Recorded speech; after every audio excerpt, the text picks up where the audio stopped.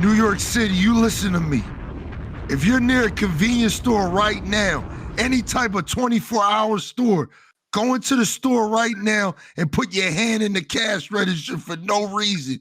Their money is your money as of right now. What's up, everybody? It's your boy Blaze Inferno. Ah, shit. Perfect. Yo, let's go.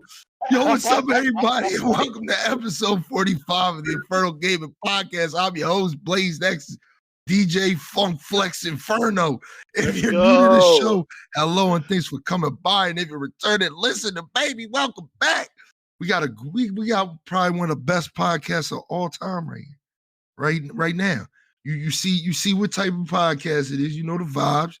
You know what I mean? Music edition. I mean, that's what we're doing today. And I got two co-hosts with me, as I always do when I do this shit. So I'm gonna bring them in, man.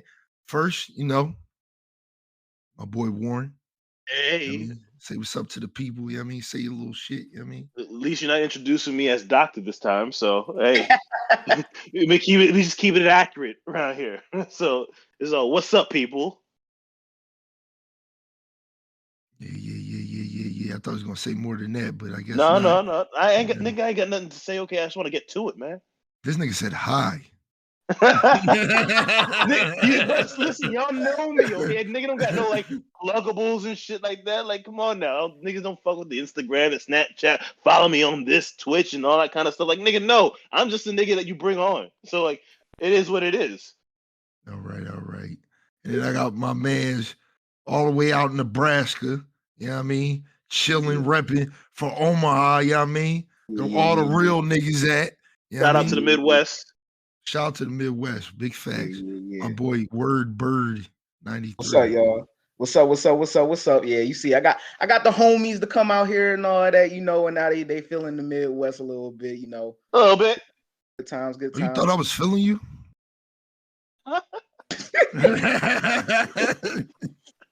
That was a pause without having to say pause. But, like the whole shit just paused like that. Real shit. Pause. Like, did this motherfucker really just say that? Well, nah, yeah. Hope everybody out there doing good. And yeah, let's get into this. Yeah, hell yeah. And you already know who I am. It's your host, Blaze X Inferno. You can follow me on Twitter, Instagram, YouTube, and TikTok at Blaze X Inferno. You can also follow me on Twitch at twitch.tv/Blaze X Inferno, where I stream like 3 to 4 times a week. I mean, nothing major. We super close to 500. We almost there on the goal and shit. By the time this episode comes out, hopefully, I'll be at that goal by then or past there. Who knows?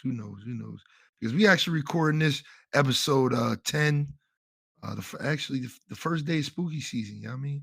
So this podcast, when it comes to y'all, is gonna be super kind of old, but we did that because content, dog. You know what I mean? We try to get that shit ready for y'all motherfuckers, man. But make sure, as always, you can listen to the podcast on YouTube. You can watch the video version, or you can take it anywhere with you on Spotify, Apple Podcasts, Google Podcasts, all that good stuff. Just search up Infernal Gaming Podcast. Make sure on Spotify and Apple Podcasts, you leave a review if you want to, and rate the show 5 stars. Please help us out, man. So I think we got one of the best podcasts ever, man. Real shit. Today gonna be lit. We talking music. Y'all niggas want to talk about Nebraska? Yeah, we can talk about that, man. We can definitely talk about it. I just want to say, like, to all the homies, you know what I'm saying? Of course, we had our boy Blaze, we had our boy Warren, we had all of our homies, like our main squad, like not just high school, but like after like we graduated and we like officially was becoming men, you know what I'm saying? Like we all bonded together and stuff. Got to be able to get all the homies out there, and I brought some of my Air Force homies out, and everybody meshed together. We all went out, had a good time. Some people's brain cells wasn't all there, but it's all good, But niggas made it past TSA with all the fucking drugs. Meanwhile, my jerk shit had to get checked through shit and tested. That was crazy. But you know what? I'm still not tight about that. It is what it is. This nigga telling on the podcast. No, I ain't saying who. I'm saying who. I'm just saying. All right, that shit's fucked up. They almost took my goddamn jerk away. Damn, It it's wasn't me. the Snitched Inferno podcast now. Yeah, real shit. I'm about to be on my money bag, yo, tip federal. This podcast low key the feds. Damn, Takashi 6ix9ine, bro. Damn. Real shit.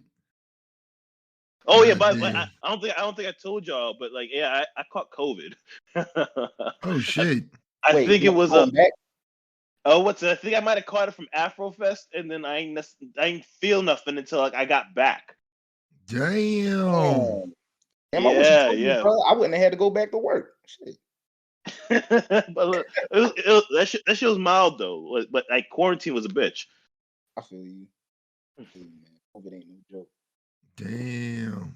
Yeah. The man had that joint.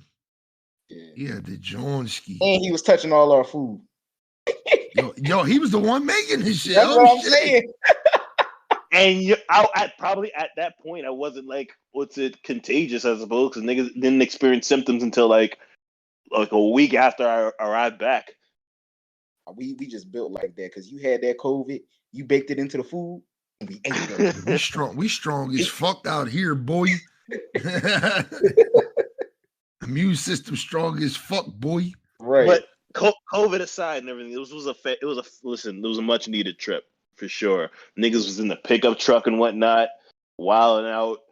Fucking y'all niggas was up at 3:00 in the morning listening to Lil Wayne out of nowhere. I think it was later than that, bro. Yeah, that shit was hilarious. This man Warren was knocked the fuck out. We sitting there just playing old Lil Wayne shit, and then Warren like get up like the damn Undertaker and shit. Like, that shit was hilarious. The Same moment thing with Carell, I think Carell was asleep too. Oh nah, Knox made sure that nigga didn't go to sleep. That nigga when he hit the dreams and nightmares on him. That shit was crazy. That shit was crazy. But no, that trip was like, listen, man, if anybody listening to this, if you got a group of friends that you've been friends with for a long time, 10 years, you got a 10-year group chat anniversary, nigga. Yeah, real shit, man. Because we've had one of the dopest motherfucking Facebook Messenger chats since probably like 2000. What was it, like 2012? 2012. And I think it was just a meetup one time, dog. It's for the college tour, John. Yeah. And then niggas just turned that shit into the spot, nigga. That shit became the trap. That's where the moves were being made, the shit was being talked, all that. Real shit. The whales from SeaWorld was discovered. So if you fucked one of us 9 times out of 10, we talked about you in that motherfucking chat. Now I'm snitching. Okay. Oh God. 9 times out of 10, the quality of your pussy was discussed amongst the niggas in the group chat, dog. You giving away the secrets. No. Oh man. God. Yeah. Yo. I'm talking about we first hit it, what positions, all that shit. We talking about shouting niggas out. Oh my God. I gotta hide my face now. Oh man. We talk about all that shit up in that joint, man. Birth the Raw gang. Shout out the Raw gang, you know what I mean? Throw it up. I'm doing it right now. Nigga, I'm doing it right now. Yo, see, we got quotables that go back 10 motherfucking years. That's how you know we motherfucking. We've been saying that shit forever, dog. Oh shit. But nah, man, definitely take you a trip with your niggas, man. Go have some fun, man. I mean, in this world, man, everybody always memories. It's all about memories, dog. All right. And honestly, man. The best part about it is it's just like as it started out when we was all in college and we had the time to kind of like convene and do all the things that we normally would do on like a regular basis. Like I remember it would just be like every week we was just hanging out in my parents' basement, or every week we would go to some place on the college campus or something like that. Like we was always around, but as you kind of transition and become grown men, and like people scattered across into place doing their own thing and whatnot, it's helpful to have these sorts of things to kind of like bring y'all together and remind y'all that like this bond has to remain intact. Like I credit y'all for creating the person I am now. Y'all was there for me when, you know, at my lowest, at my best. Gave me some of the most funnest experience I can ever think of. I mean, what's it? Penn State when we went there, and what's it? Tried space muffins and all that type of shit. I mean, like, listen, all that. What's it? I credit to y'all and whatnot. So it's important that you hold on and cherish to those relationships, because it's like, man, like these only come a dime a dozen. You know what I'm saying? You never want to let something like that go, and you'll never regret, like, you know, even the memories that you even to make, you know, at this particular age. I'm happy that when we get together, it's as if like we never left. Right. 100%. 100%, man. Like y'all know me, like the way this whole thing started is crazy, like, because I can say me and Derek was like close before the whole like group got together and all that, but like just the way it all happened, like I remember like I saw Luke at 2012 prom and stuff like that. Then he's like, yeah, we gotta chill and all that. Then yeah, my ass got kicked out the crib or whatever one day. And then like Luke and Warren came and scooped me up and all that. And Warren was like, yo, man, you want some food? And stuff like that. It's just funny, like how it all like came together. And then like, I mean, it all just went from like being honest and like, yo, y'all trying to do this. And then like, I know Derek and Warren, y'all had like some type of I don't know if I want to call it a beef, but a misunderstanding over a female. And then like y'all squashed that like instantly. And then like, yeah, like everything came together. And yeah, I had to put my hands on that nigga, dog. I was like, don't be making shit up. Okay, Doug. I had to put my hands on that nigga, dog. That shit was crazy. Ain't no blows was throwing. All right. Nobody had no hands put on nobody, but there was some static, but like we did squash it, and then like our relationship has never been better since. It's like one of those things where it's like, honestly, even if we did like come to blows with it, we'd still probably recover, because that's just how niggas be. It's like y'all just gotta fight, and then like afterwards, y'all just like, yeah, that's my nigga still though. Real shit. You guys got it. And the thing about it is, like, even with almost every single one of them, we can all say that we've had our moments where it's like we weren't necessarily on the same page. Like we've had our disagreements, we had our arguments, we had our minor beefs here and there, but at the end of the day, we was always mature and managed to come back from it and recognize that, like, you know, at the end of the day, that's my man's. Like I can think about the number of occasions where me and Byrd weren't on the same page, but at the same time, I respect his character and the quality of the friend he is, because he's the kind of person that will be honest with you regardless. Even if you don't want to hear what he has to say, he's going to give it to you. And that's the kind of stuff that you never want to take for granted. I'd rather have a friend that's going to make me mad with his honesty than somebody that's just going to lie to me and try to make me feel like, you know, I'm the shit all the goddamn time, when in reality they're not holding me accountable for the shit that I'm doing. Yes, sir. So I thank all y'all guys. Y'all made me better in your own personal ways. Even Luke made me better. Yeah, man. Real shit, dog. Like, these my guys, man.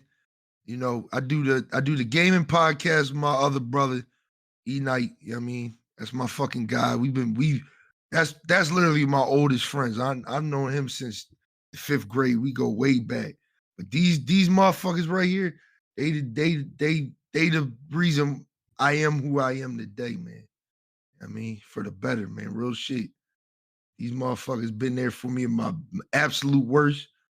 And, you know, even right now when I'm doing good and doing my thing and shit. So, I mean, you can't ask for better friends than that. And that's why, you know, I wanted to bring this up on this podcast, you know, because this ain't no mental health podcast or nothing like that. We're going to do another one of them in the future. But, you know, just make sure, you know, you check on your homies and stuff like that, man. Definitely check on your friends, man.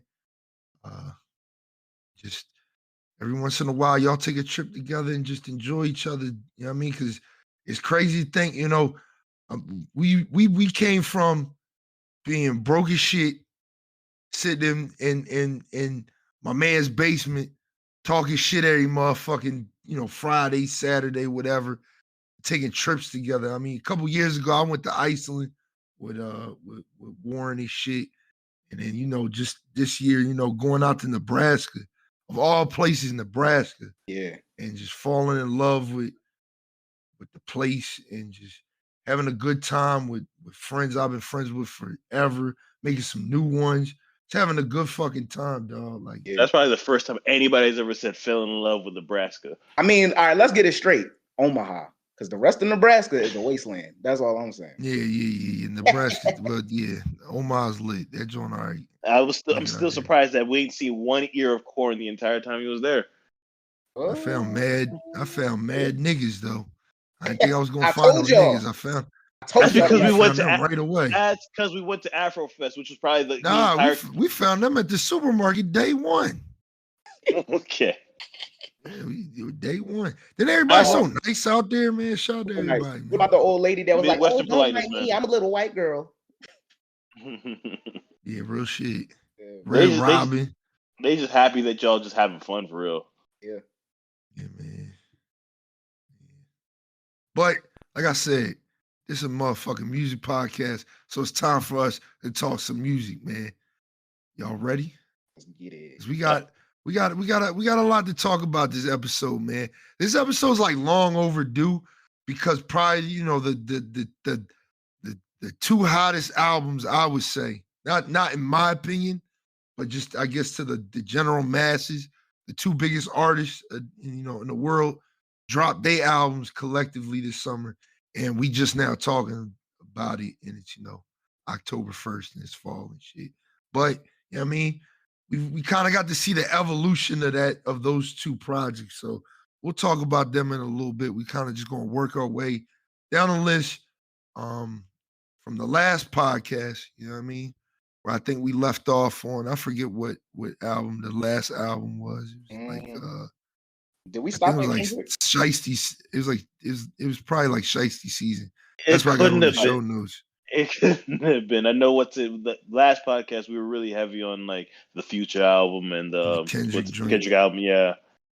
Yeah, it's time. Was I we mean, talking we're about gonna Donda talk 2 on about it? talk about who? Donda- No. Donda 2 was the previous one before that. Yeah, down to Okay, Tuesday. okay. Yeah. Okay. Our podcasts be I mean, they be far and few, but that's what we here for. So let's get into it, man. Let's dig into this motherfucking list, man. There's a lot. There's a lot. So, first on the list is my boy Post Malone dropped an album, man. It's called 12 Karat Toothache, man. All right. 12 Karat Toothache. All right. How y'all listen to the album? That's what I should ask y'all first. Did y'all listen to the project? If not, No. that is okay. No, That's good. no. It's not, this is going to turn into like more so my reflections on him as an artist. Yeah, just no. I'm not too big on the whole pop thing, to be quite honest. Okay, and that's That's kind of cool. that's what he is at this point. It's kind of like he had an entryway through hip hop, but like Post Malone's it's just pop. So I can't, like, that's just not my steez, man. Mm-hmm. I feel like Byrd, how about you? You listen to it? nah, I ain't get to listen to it either. I'm a peep. It's gonna be done, but I'm gonna listen to it after this. So like I fucked with Post Malone like more consistently earlier on in his career. I can understand like why he's doing what he's doing. My man's capitalizing on that whiteness, man. Yeah, I mean, it's nothing wrong with it. Like I feel like his style it That's still the has a game. place. It still has a place in hip hop. I mean, to me, like when you're a white rapper, you're inevitably going to be put into the pop category, like in some way, shape, or form. Because like I told you, more like the Kid Leroy album, it says that it's a pop album, but if you listen to it, that's really a hip hop album. You know what I'm saying? Like it's going to be like pseudo hip hop pop. More It's artists like him and Post Malone that really blur that line, where it's like I get it, yeah. because it's like they do the harmonizations and everything like that, but like the structure in which they do it is it's rap like. So Yeah. it's like it's kind of hard to tell at a certain point. But like, yeah, I get what you mean. Yeah. They like, so you saying they the Bud Light of hip hop? I wouldn't. Okay, first of all, I don't drink, so I wouldn't necessarily know what that means. I just mean like a Second, light beer. Like a light beer. That's what I'm saying. all I'm saying is whatever the case may be, best believe white girls gonna love their shit. That's fair. Mm, That's fair. very fair. They definitely be Very, up at very, the very DJ like, fair. can you play this? Yeah. Shit, one of my Well, homies that's a DJ said he got snapped on because he ain't had no Justin Bieber. that's crazy. Yeah. So You ain't got no Sweet Caroline there. but what's your feelings on Yeah, it, Derek? yeah, I listened to the project just because I like Post Malone. I like him, man. His first two albums were fucking insane. Mm-hmm. They were nice. No pun intended, because the best, in my opinion, the best song on this album is called Insane. I'm not gonna lie to you. This is probably his wackest album. Mm. And I say that I say that in a way where, because this is going to be kind of the theme of this podcast. There's a lot of creativity displayed through artists this year. I feel like a lot of artists did different things with their music this year. Mm-hmm. Tried different things, were more expressive. And that's what he was on this album. Like, honest to God, like, I've never heard, Post Malone talk about like his life or, his problems or anything like that. It's always just, girl broke heart. I mean, whatever case may be. I mean, girlfriend type shit. I mean, but on this album, he's more, open about his problems with, like how he lost some of his teeth from like drinking and, depression and all types of shit. Yeah, he gets kind of deep on the album. So I like that he was more expressive. But at the same time, the music just wasn't hitting. Like, it just was like your depression wasn't hitting, my guy. Like, I wasn't, you know what I mean? Like, it wasn't hitting like on a Juice World level, like where it's like that motherfucker be talking about his depression. It's like, God damn, like, I'm sad. Like nigga, I'm sad. You know what I mean? But the album wasn't bad. It's just when I listen to a Post Malone album, it's like I'm expecting like bangers, dog. I'm expecting like a song that's probably gonna be,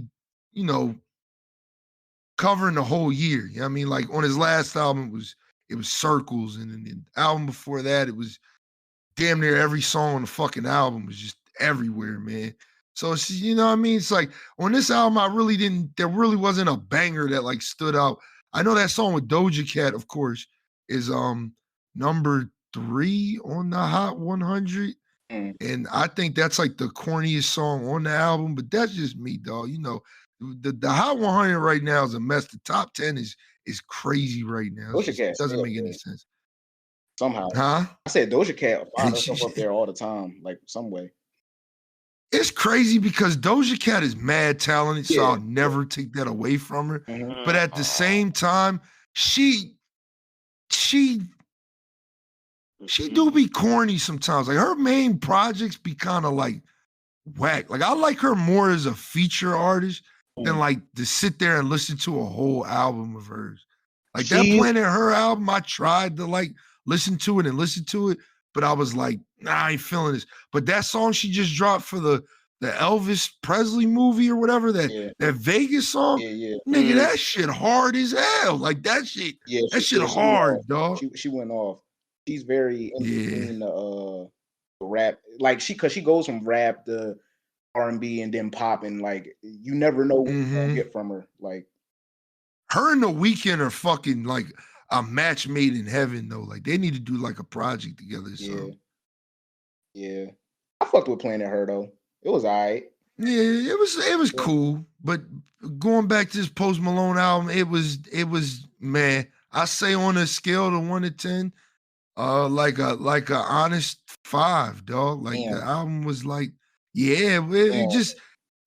I tried. I listened to it like 2 or 3 times. I was like, I just can't. I can't.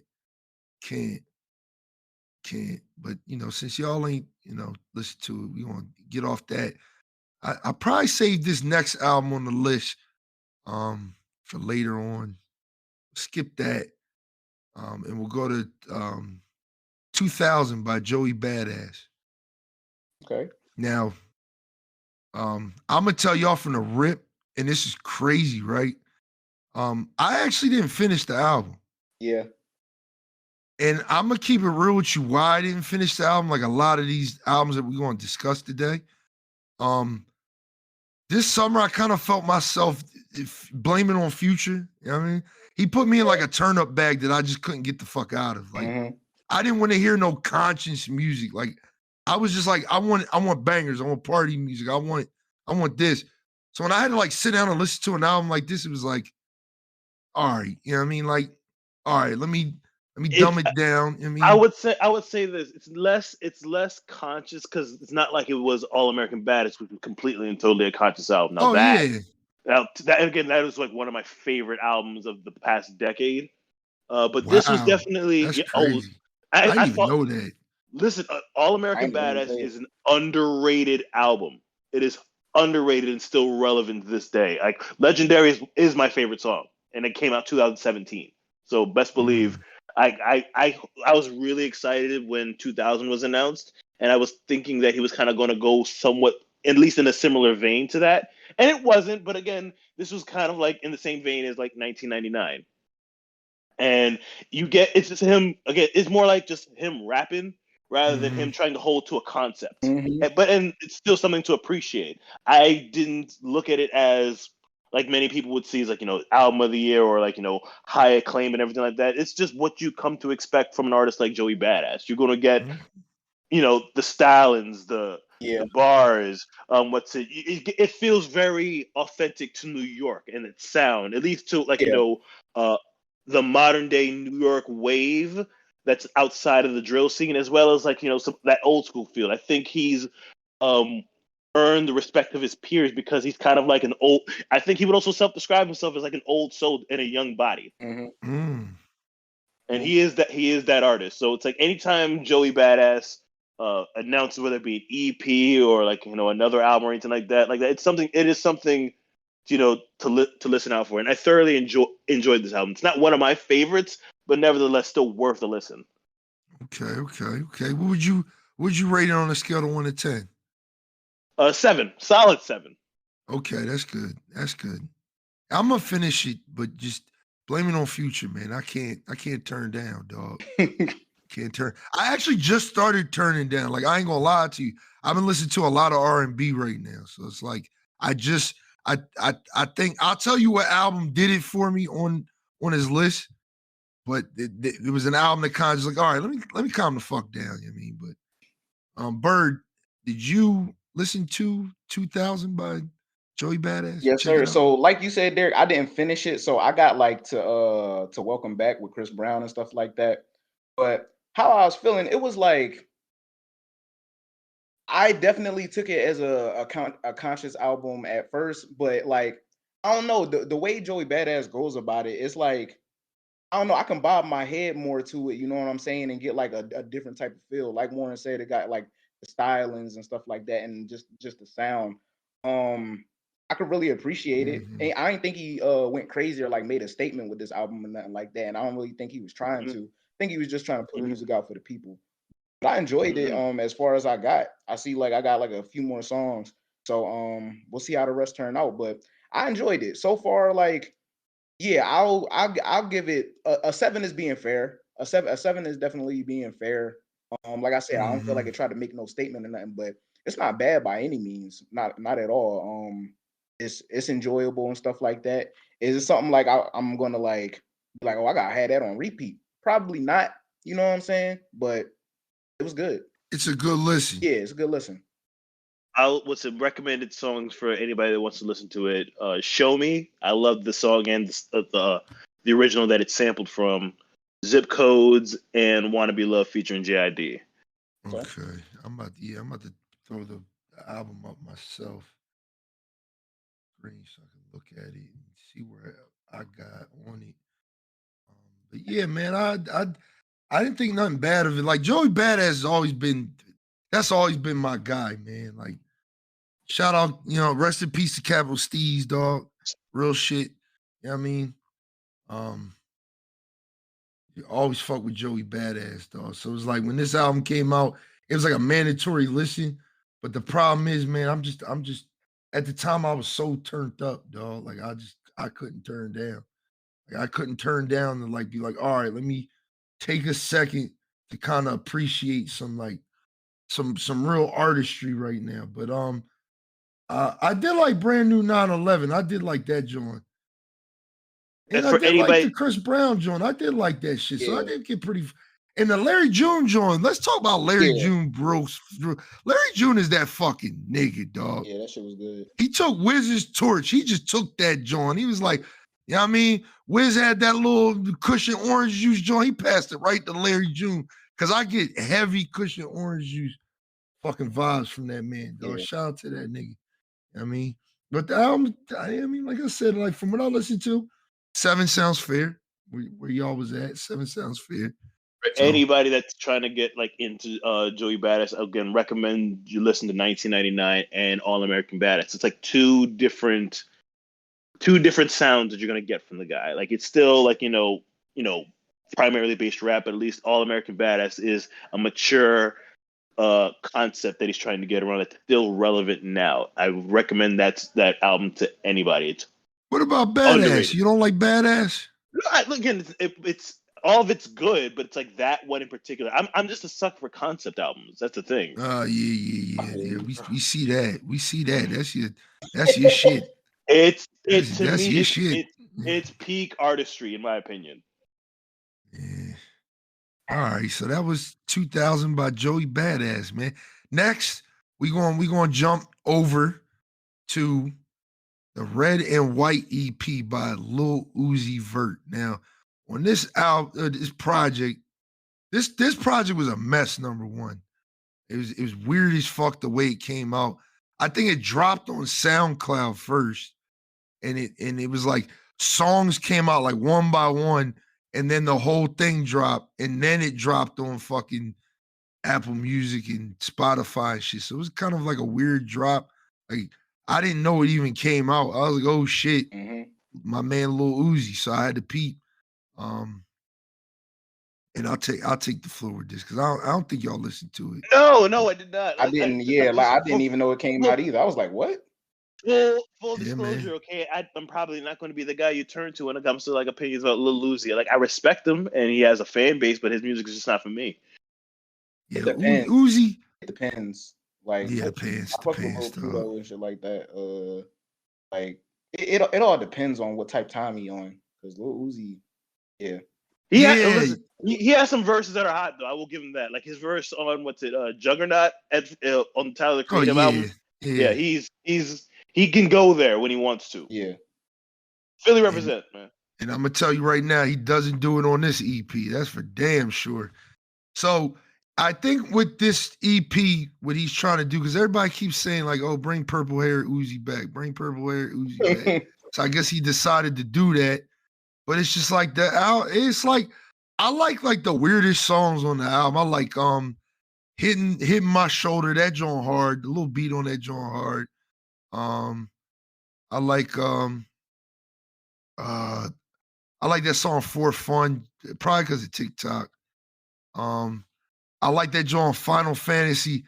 And I do like that motherfucking song, Glock in My Purse, dog. I ain't gonna lie, that joint catchy as shit, man. I was like, yo, this shit corny as hell and a little suspect, but yo, this shit a little hard, man.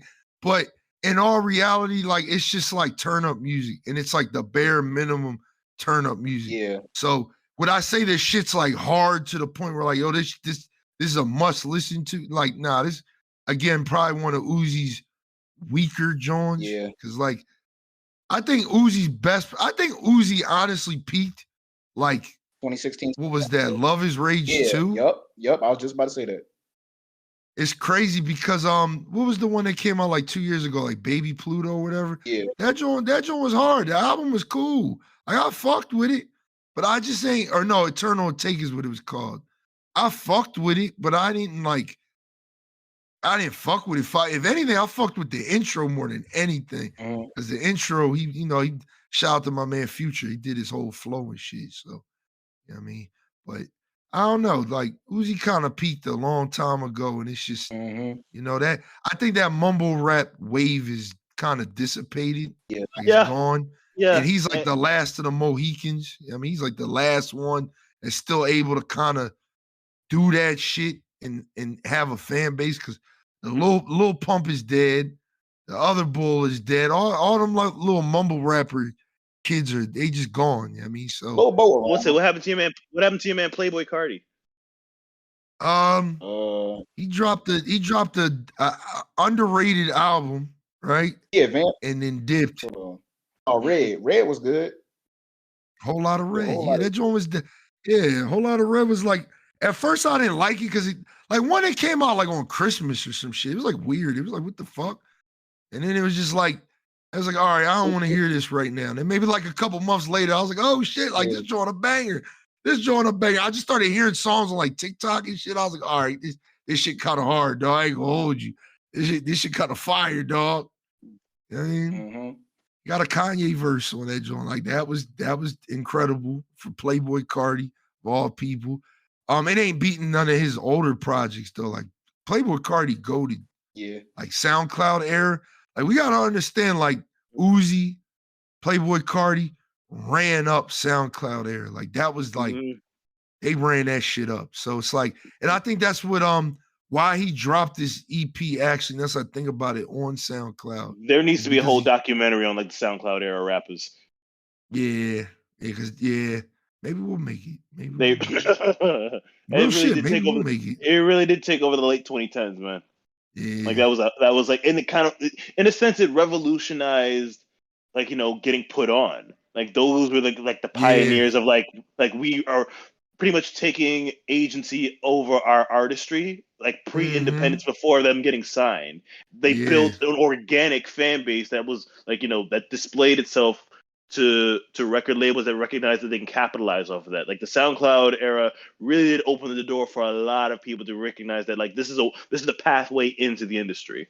Yeah, maybe we'll have to talk. That'll be a podcast one time. We'll have to talk about that Dat Piff to SoundCloud era because Dat Piff is very pivotal in what it did back in the day too.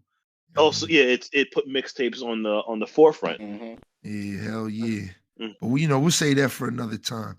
This little Uzi thing, I give it like a 5 out of 10. 5 out of 10.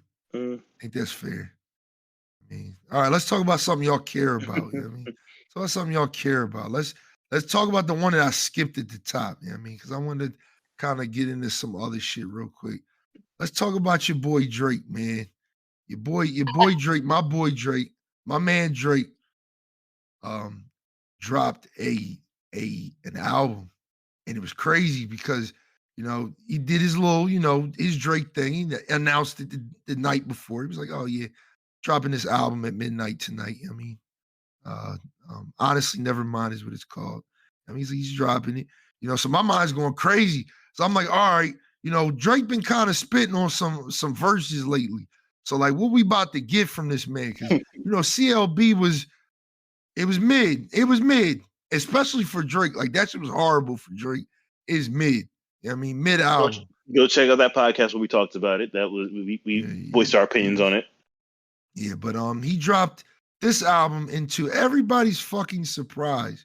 All right, he dropped a dance album. The whole album is, except for like one song, is dance music, like techno. It's really like house music.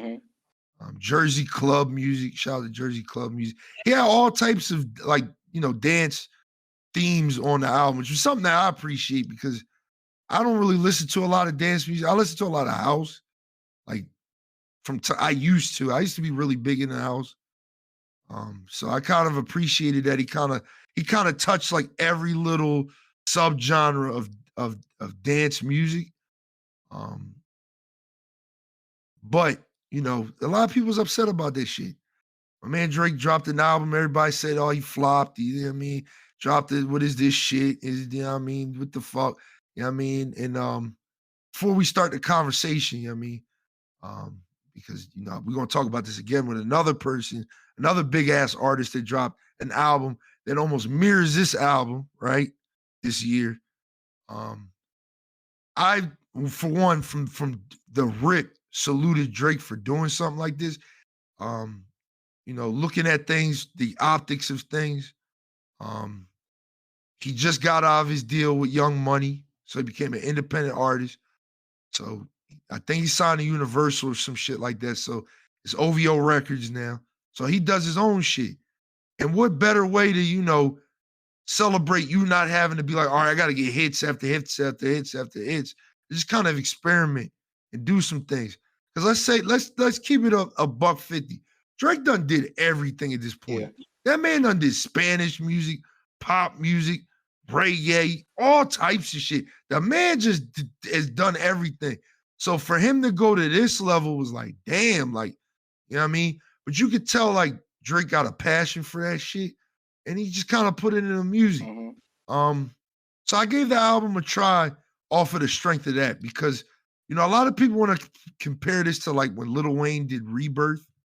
Nah. And again, that's what people be doing though. People keep saying like, this is like when Wayne did Rebirth. He just came off of Carter 3, one of the hottest albums, and then he dropped that shit. Same thing with Drake. A lot of people like CLB. You know what I mean? A lot of people thought CLB was okay. So for him to go from that to this was just like, whoa, shit, like what the fuck? You know what I mean? It kind of, took people by surprise. But I don't think that album is half bad, though. I don't think it's bad at all. Like, there's a couple good joints on there. I like Tex Go Green. That's my shit. And I just found out that was an album cut from CLB, so it makes sense because it sounds like something that was meant to be on an older Drake album. I like Massive. I love Massive. That's like my favorite song, dog. Because if you listen to the words, like that nigga kind of spitting, dog. I was like, oh shit, like nigga kind of talking that shit behind the little beat and shit. The H&M beat. You know what I mean? Because that's what sounds like some shit you hear when you walk into fucking Forever 21 or some shit. I like what's the big hit song? Sticky. Yeah, I like Sticky. Everybody likes Sticky. And of course I like Jimmy Cooks. That's probably like my favorite song of the year. No cap, dog. I just like the little cadence he got, the little flow he got, and then how he just introduces 21 Savage later on in the song. Just like, damn, dog. You know what I mean? But Drake put it out there that he was working, so maybe we'll get another album before the end of the year, another EP. I mean, where he's doing some rap shit, but because the streets need that shit. But with this project, it wasn't half bad. Like I liked it. Like I liked a lot of the songs on there. I like damn, I gotta pull the track list up. Cause I liked a lot of I wouldn't say a lot. I liked a decent amount of the album. I like The Keeper. I like Calling My Name. That's my shit. I like Single name the entire album. Right. Yeah. Yeah, real shit.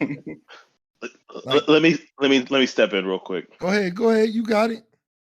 I think we talked about this before, where I think the reception on this album just kind of illustrates the disconnect between Drake, the way Drake's fans see him as an artist versus how he views himself as an artist. Mm-hmm. Where like he's like, I can be like, you saw the things that I've done. I can be expansive and touch on various different types of genres. Whereas, I mean, the core Drake fans are hip hop fans. So they tailor their expectation of Drake to be kind of almost, if not one dimensional, to stay somewhat within the lane of simply hip hop. And I think it's a wrong approach when it came to receiving this particular album. It said dance. You need to look at it and evaluate it as a dance album. I consulted with a friend who was more into dance music and house music than I am, because I'm not. And their general idea was like, it's okay. It's gonna go because it's Drake and everything, and it has just the very, it has the qualities of a quality dance album by somebody who isn't primarily in that particular space, but they can see it going off in clubs. And when I was listening to it, I was like, yeah, I can see this definitely going off in those, white strobe light, blue light clubs and whatnot, where motherfuckers is doing cocaine off of bitches' asses and shit. Like that was the general sound and vibe that I got from the album, and whatnot. So it's like, as far as me evaluating it from that particular piece, I mean, sure, it's not for me, but I think it did what it aimed to do. Mhm. However, I will say this, okay? As much as I love the song, Jimmy Cooks did not belong on there. That's- Like Facts.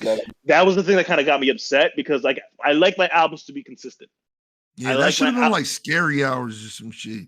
or Yeah. they should have at least, or what they should have done was just been like, hey, bonus track. That, because it just lets Yeah. you know that this wasn't in the plans for things, but hey, here's this track that's literally, it's the album follows a trajectory.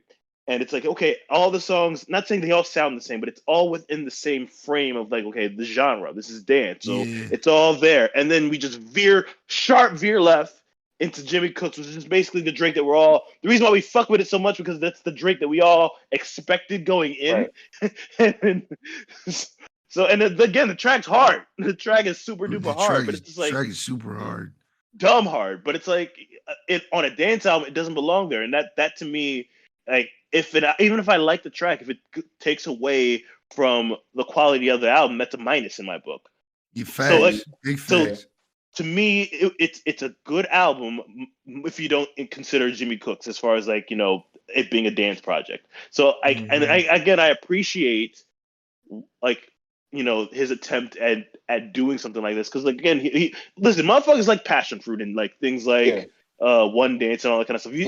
It's not like there's Yeah, anything new outside the wheelhouse of Drake. Yeah. So like, let's you not could tell those songs inspired this Exactly. joint too. Like you could tell, like they definitely inspired this album. Yeah, so let's not pretend like as if like this is completely and totally new and outside the wheelhouse. Drake shows us the kind of person that he is all the time. So again, you're doing a disservice to his artistry to kind of box him into being simply hip hop. Mhm. And I think that was always been something that has followed him throughout his career, where it's like, you can be the next Jay-Z, and it's like, what if I don't want to be that? I just want to be Drake. Right.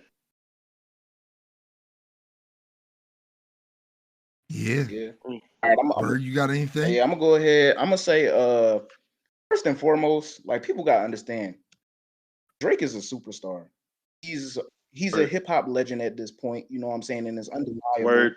He's probably the Mhm. most successful like hip hop artist, like the last decade, easy. You can say last 2 decades. Word. In Shit, you could say all time. yeah, you can say all time, like depending on what you're looking at. I mean, think he got again, like 2 diamond songs. Yeah, and like there's I I just found out the other day there's only 10 of them. exactly. he crosses genres, crosses demographics. So it's like, he's not, you can't box him. Like, yes, his entryway point and has been mainly and consistent with a hip hop audience, which is his core. But like, you can't deny how expansive he is. He's a global icon. Exactly. Like, even like shit, some people don't even like listen to hip hop, but they listen to Drake because of like they're fans of Degrassi or something like that. Mm. Like I said, he's a superstar, being at the NBA games on the sidelines, or like his gifts and stuff like that. His music videos, they be fun. Like, you watch his music videos and you following the story of the music video. You know what I'm saying? Like, He's a household name. exactly. And I feel like he can do what he wants, just like Snoop Dogg. Snoop Dogg can go ahead and make a song with Big Time Rush. You know what I'm saying? And don't nobody criticize that at all. You know what I'm saying? If Snoop can go ahead and do like the sensual seduction joint, you know what I'm saying? Like, Drake is at the point where he can do some shit like that. And I mean, I feel like Word. this album is going to be something that's looked back on. Like, I feel like it's going to get better with age. Like, people are going to view it more, like they're going to enjoy it more, because the songs are going to play in the club. Okay, they're going to play in the club. Because it's Drake. Because now you have more Drake music that you can put in different demographics, different neighborhoods, stuff like that. I mean, you can always do that, in my opinion, with his music. But I mean, it's going to be looked back on like fondly, and people are going to have fun with it. Like, yeah, y'all right. Jimmy Cooks, it doesn't belong on here. I feel like he put that on there as like a statement, like, niggas, don't forget, something like that. But I enjoyed it. I had fun with it. Like, it depends on what you looking for. Like, I'm glad that people came out and said what it was. That way, it's not like I'm going ahead to drink I'm thinking I'm drinking Sprite and I find out it's water. You know what I'm saying? You Mm. know, like it didn't it didn't catch me off guard. But it's nothing wrong with it. And I feel like he can kill that demographic because yeah, like More Life, I feel like More Life is like a precursor to this. Like you said, like it's not out of the wheelhouse of Drake. It's just he put more of it in one space. So I don't see anything that's wrong with Mhm. that. And at the end of the Facts. day, he's a musical artist. Hip hop artist, yes, but he's a artist, which means you can play with different things. You know, like I think I said this before. Like, I mean, Big Sean was on a song with Fallout Boy and shit like that. Don't nobody talk about that. You know, like he can do what he wants, and it didn't. It's not bad. You know, it could be one thing if it was trash. Now, if we talk about Rebirth, that shit wasn't good rock. That's the difference. Now we talked about this separately. Like Rebirth, it led to like different types of artists being able to do different types of things. Because it's definitely Influential in its own right, exactly it's yeah. definitely like young black males that want to put out rock songs without like having a rock band, you know. And Mhm. Wayne made that lane, but the music wasn't good. Now, when I was little, I could play like the Knockout and stuff like that just because Nicki Minaj just came out and she was like hot at the time, and Lil Wayne, he still was like tops of the hip hop world and stuff, like riding off of Carter 4, Carter 3 waves and shit. And I mean, this is way better quality than that if you're looking at the genre. You know, like I Hmm. enjoyed it. So Yeah. that's what I gotta say about it. Like people, they just I don't know, people just too picky nowadays. Like it's almost you people criticize anything and it can be good and people still criticize it like it's dog shit. But nah, this was it was dope. It was dope. Yeah. And to kind of I somewhat piggyback on what you were saying with the whole rebirth thing, it took people aback because that's so far out of the wheelhouse of anything Wayne has ever Right. done. Like mhm. he's never done anything remotely similar to what Rebirth ended up being. Meanwhile, Drake has given us so Yeah. much. Like I said, he gave us Passion Fruit, he gave us One Dance, he gave us like semblances that like this was something that he was capable of doing, and just kind of just made it an entire concept for this Yeah. album. Even So that's not like it's incomparable. even like to me, like you can even look at Take Care the song that way. You know what I'm saying with Rihanna. I could see it as like a Right. house music type song. I can I can Yeah, it definitely is. it can definitely be flipped into something like that for Yeah, sure. even Work with Rihanna. yeah, like he's been doing it a long time. So He's been doing this shit. yeah. So it's like y'all motherfuckers, man. Like I said, I'm about to play devil's advocate hella hard with this other album that another artist dropped. Did the same shit, and he did the same shit. And I think, you know what I mean, just the same shit, dog. Like I honestly never mind. I give it like a 7 out of 10. Like it wasn't a bad album. It's just you gotta like that type of music, man. Mhm. You know what I mean? You gotta like that type of music. Like if you don't like it, you're not gonna like the album. Right. And even Drake said it like like I think Drake kind of saw the because Right. I know they gotta have numbers somewhere. Mhm. They gotta have numbers somewhere, you know, that say like, hey, like, this is where music is going. Because when Drake jumped on the reggae type vibe shit, Mhm. I mean, he went from Jamaican Drake and shit. I mean, it was like, all right, like, how did he know this was gonna be the wave? Because literally that whole summer was nothing but songs like that. Rihanna dropped songs like that. We Mhm. expected that, but there was so much that whole year, 2016 was just, I mean, Travis Scott had a song, I think it's called what the fuck is that song called? It was on Birds in the Trap sing McKnight. I think it's called Guidance. Yeah, Guidance. yeah, yeah, That was a motherfucking like dance hall type song. Like it's like that whole year was ran by dance hall. So it's like I think Drake kind of seen something because as this summer kind of progressed and you look at the top 10 songs on the Billboard, it's like, damn, these are some like pop dancey type songs. I mean, Mhm. so I guess I don't know. I don't know. I think that's also a credit to what allows him to have his longevity, where it's like where some artists are very steadfast in remaining in what is their sound and what kind of like makes them them.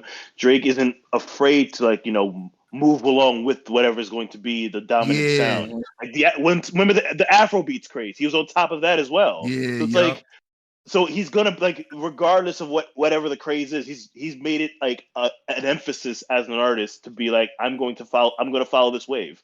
I'm not going to be like stick to a particular sound and be narrow in my scope of how I view myself as an artist. I will forever develop, and Facts. that's always what's going to keep him up top. Mhm.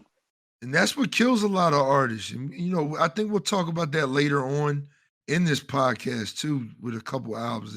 That kind of what hurts a lot of artists is that they never get out of that bag, Yeah. man. They never try anything different. And when they do, it's like it don't hit because it seems like forced. Forced. Like with Mhm. Drake, it seems like you could tell like Drake is very passionate about music. Like you could tell like I think he does that by blending in like feature artists. So like Yeah, whenever he yup. like like when he did the whole the grime thing, it's like, hey, here's what's it Skepto on this particular joint or what like Mhm. any, and he just kind of, it's less of him just like, hey, here's me solo just kind of putting something out there that sounds like this. No, here's me featured with somebody of that particular genre, Mhm. so it sounds like I got vetted into the process. So it's, and I think also it's a little bit of feedback from the artist to keep that authenticity going. Yeah, they don't even think about it like that. I think he's really measured and calculated. Yeah, I think so too. I think so too. My man Party Next Door need to drop an album though, man. Gotta let him out the I hadn't heard that shop. name in who knows how long. Yeah, how long has it been? Yeah, man. Let me see. Party Mobile dropped.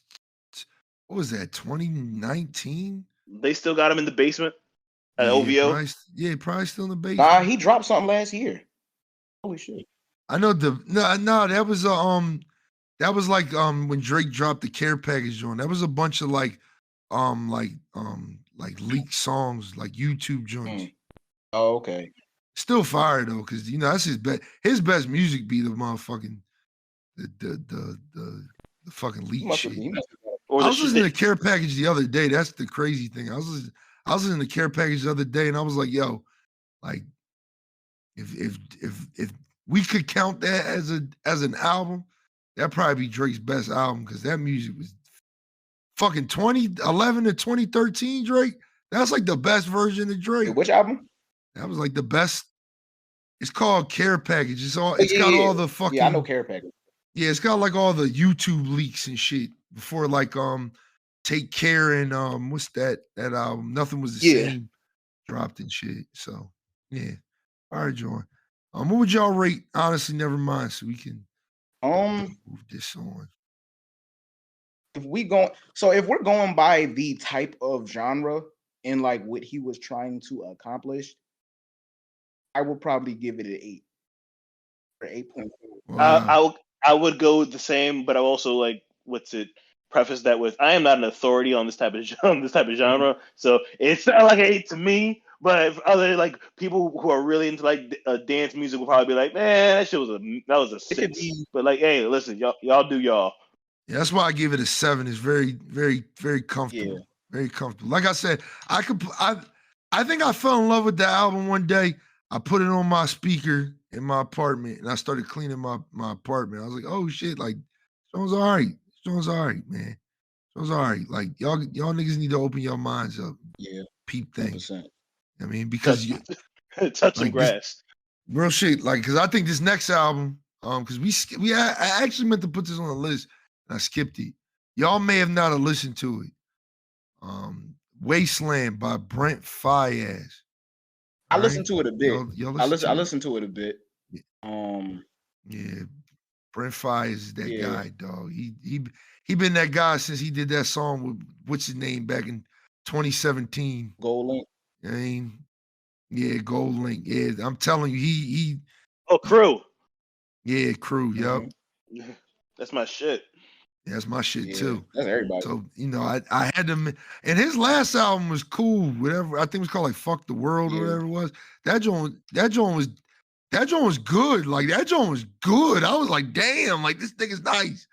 Saunders Son was good. The album before that, so I was like kind of hyped for this album, it kind of just like I think it came out like right after Drake's album or right before it, one of the two. So I didn't really get to like take it in, but it was cool. It was a cool album.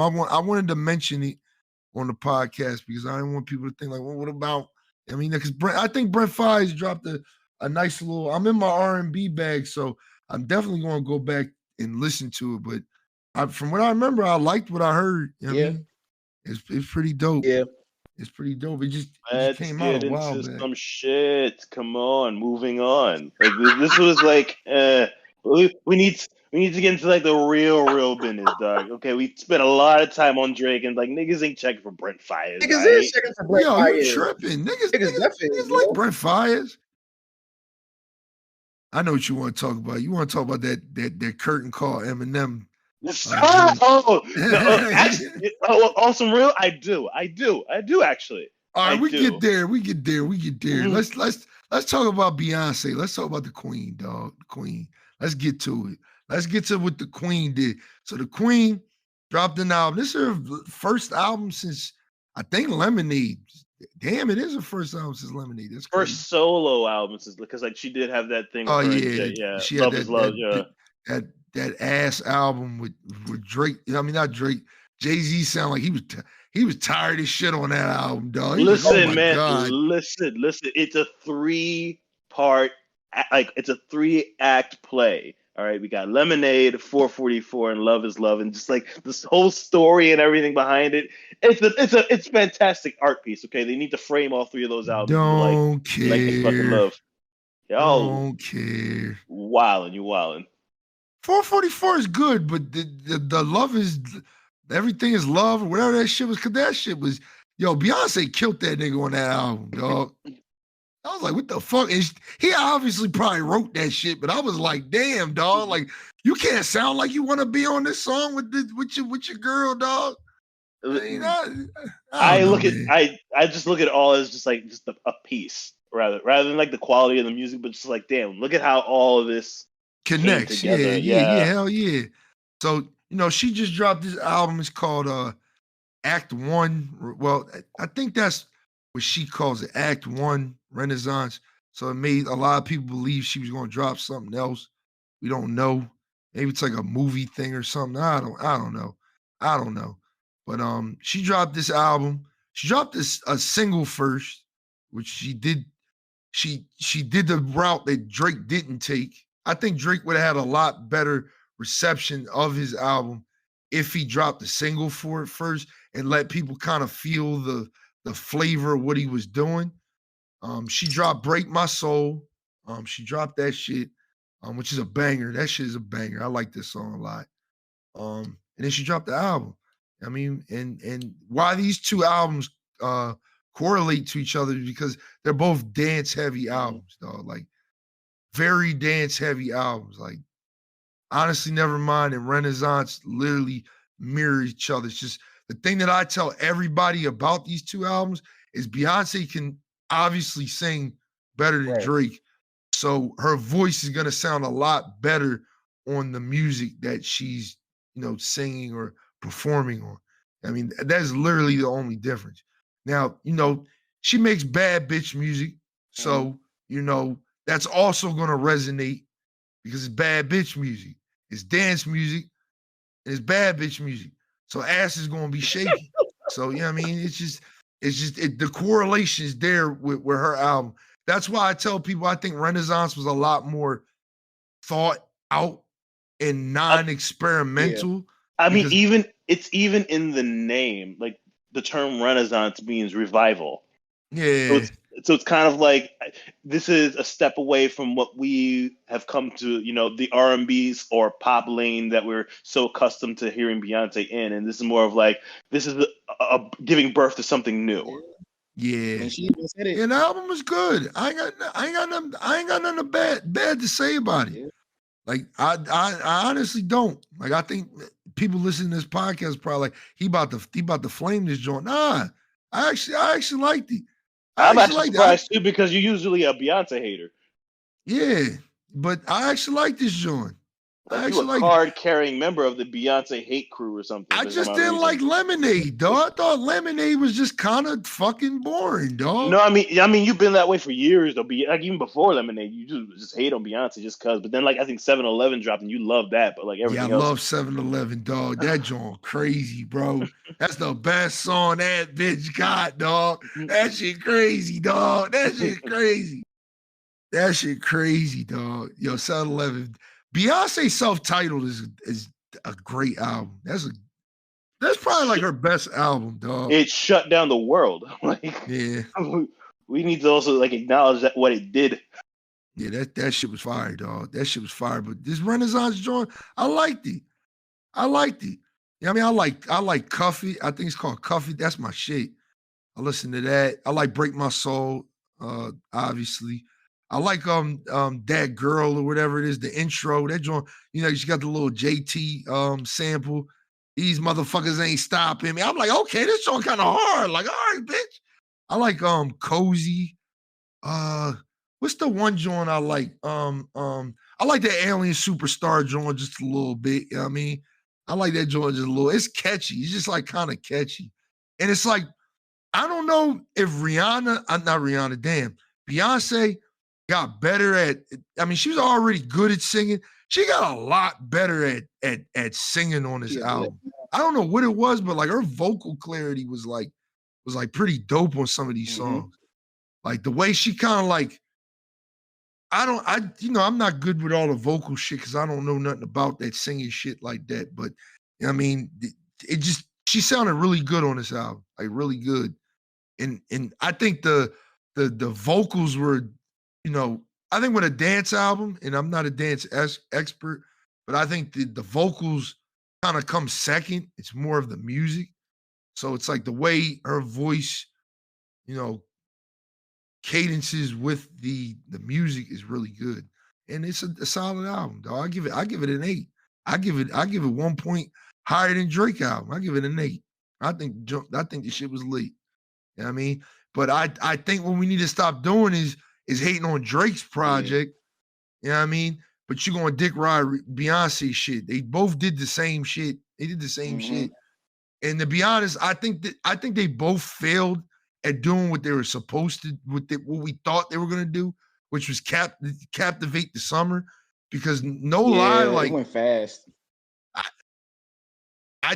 They both burnt out like super fast. Like I know, like the Beyonce albums got a little bit more longevity because Beehive and shit. But all in all, like when I go outside and I hear a cookout or I go to like a party or a club or something, I haven't heard anything off of either. I heard Sticky one time, and I think I heard Break My Soul like one time.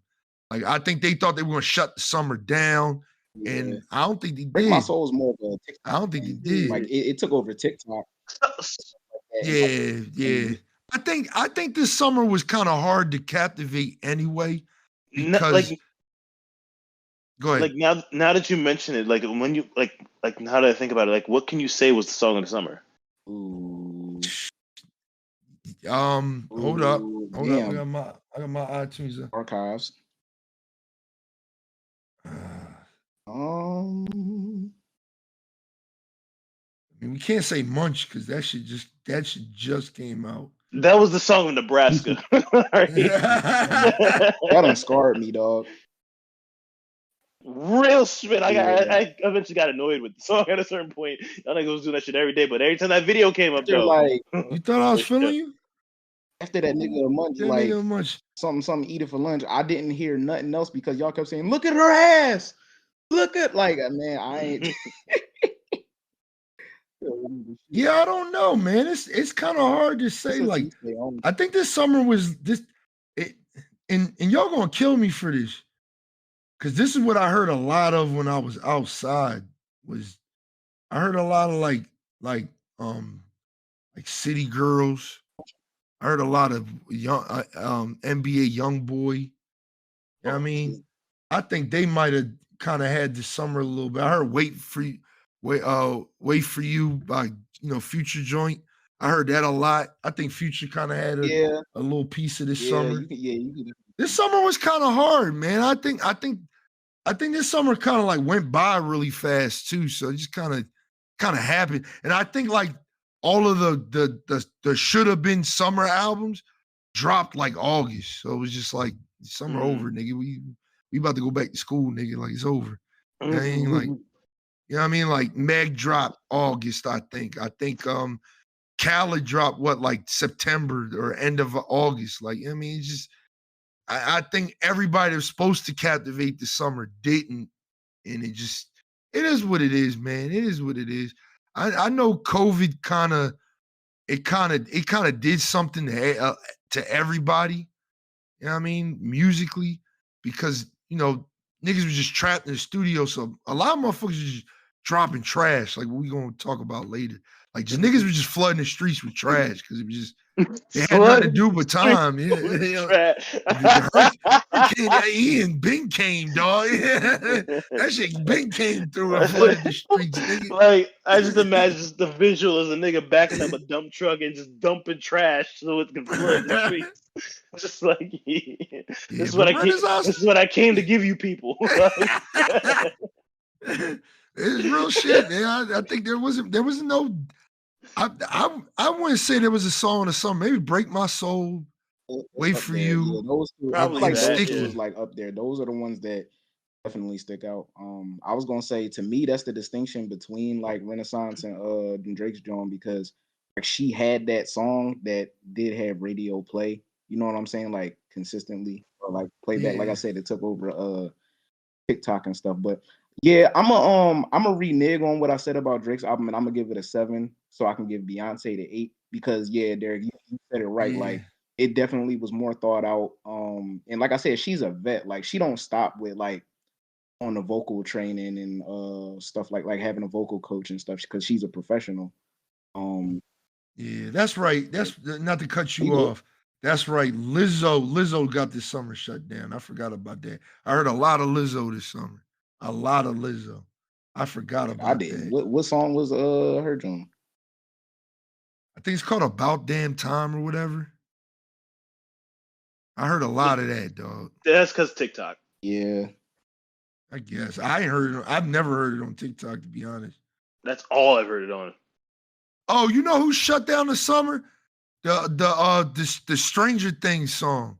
That shit had the summer This energy. nigga said Kate Bush got the song of the summer of 2022. That shit came out in like what, the 80s or something? Yeah, the 80s, dog. I heard that shit everywhere. Nigga said, I heard that shit on TikTok. I heard that shit in the streets. It's like, damn, dog. Nigga said Kate Bush got the song of the summer. That's gonna be the title of this podcast too. Kate Bush had the summer on lock. Y'all stupid. Yo.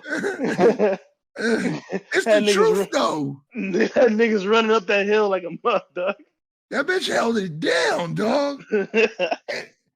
She went number 3 with a song that's like 30 years old, dog. That's like 40 years old, dog. Who the fuck doing that? That's funny. I think your boy Jack Harlow thought he was gonna have the summer, but that shit came and went. No. Yeah. He did it. Yeah. I think we just ain't take. Yeah. I think we can all agree across the board Renaissance straight 8. Nothing higher than that. Nothing higher. Nothing higher, dog. She ain't had no 7-Eleven on that joint, so yeah, I mean, really wasn't. I gotta take 2 points off just for that. I mean, all right. So let's move on, man. We got the 2 big albums out. I brought up Curtain Call 2 by Eminem, dog, as a joke, but it actually was on the list. It was on the list because it dropped. I thought that was kind of interesting because that was one of the first like albums I remember buying. I remember buying Curtain Call back in the day. That and Bow Wow joint. I bought both of them albums the same day. That's an odd combination, nigga. Nah, I don't. Dog, listen, man. Like, yo, I'm gonna listen to Eminem and Bow Wow. Like, who the fuck has ever said that? Like, yeah, I don't know, man. I was wilding out, but yeah, I mean, Curtain Call was like that was my shit, because at that point, for Eminem to have a greatest hits when he only had 3 fucking albums out, and it was a good greatest hits, man. That joint was lit. That was lit. So when Curtain Call 2 came out, I did give it a peep. You know what I mean? I looked at it. And like it just don't hit the same because like the Recovery joints hit because I like that album, but like everything after Recovery was just like, all right, man. He had the joint, he did Bad Meets Evil on there. He had a couple songs with Royce the 5'9" on there. I was like, all right, like, but once we got into like Revival era, you know what I mean? Or Marshall Mathers LP2 or whatever the fuck it was, I was like, all right, this is where I kind of gotta skate off real quick. I gotta skip this. Well, I got 2 thoughts here. One, I think greatest hits album should not be coming out in this century at all. Like we're 2022. Who the fuck still drops greatest hits albums? Second, when it comes to Eminem, he's kind of had like a reverse Kobe treatment in a way where it's like, hey, like first iteration of Eminem, yeah, that greatest hits, that was like, oh yeah, well received because like that was M at his absolute best, Slim Shady, you know what I'm saying? And then it's like this iteration of M has become somewhat of a meme. So it's like we're looking at him and just like, okay, you know, it's not like okay, at least in the core audience of hip hop, it's like all right, you know, but best believe Eminem fans, and these are the people that I want to offend the most with my takes here because like fuck you, every single last one of you guys. I hate Eminem fans with a burning passion, and I don't care who that offends. It's that this version of Eminem really and truly speaks to Trailer Park Kyle, you know, the kind of guy that drinks a lot of Mountain Dew and should probably tell him from the army. Yeah, I felt that too. This one ain't hit like the first one did. Dude, when you hear that song when he was talking about his stepdad, like I felt that, man. Like that kind of motherfucker who's in like Eminem. Okay, I fucking hate those guys. With a Eminem had passion. the rockiest career of all time, though. Like Eminem exists in a space where he's both over and underrated, and he is the hardest artist for me to evaluate because you cannot take away his contributions and how great he is at his craft. Well, at the same time, he's also a beneficiary of being white, and there's a lot of people that carry him, even when the quality of his music is very substandard, at least to the core audience that it should be catering to. It's cared because now his name is bigger than anything else. Anytime Eminem drops, okay, it's going to hit the charts, even if it's a shit album. Yeah. And this is no discredit to Eminem himself. I think Eminem is very self-conscious and is mindful and cares about the thoughts of the core. You know, the hip hop fan base, not none of these teeny bopper, you know, white fans that will always keep his name alive and he makes his bread off of. Like, I don't think he gives a shit about them. He these days he comes into the studio with the mentality that I always have to prove myself to the hip hop masses at large, because these people are going to love him regardless. Like, regardless of whatever the hell, this nigga can fart on a track for 18 tracks and then produce and then just publish that shit. It's still going to do numbers and people are going to defend him regardless. All right. But, and that's why I respect him as an artist, because he's always been somebody that's very self-aware about his place in hip hop. I'm a white guy. I have no space to kind of like dictate what the culture is. Meanwhile, Eminem fans, on the other hand, will come out and have the nerve to say he's the one man who single-handedly saved hip-hop. Like, get the fuck out of my face with that bullshit. Yeah. He's the only artist that they listen to, while at the same time, like, not giving any sort of like credence to any other artist in the genre, but feel as though just because they listen to this one guy, that makes them have the authority to have opinions on an entire culture and genre. That's why I fucking hate these guys. Yeah, I can't say I hate him, man. I like M, but I do think he's overrated and underrated. But yeah, I just want to kind of, I think these next 2 albums, we kind of just gonna slide through. We're gonna slide through this. I'm not even gonna rate it because it's unrateable. It's just a fucking compilation joint.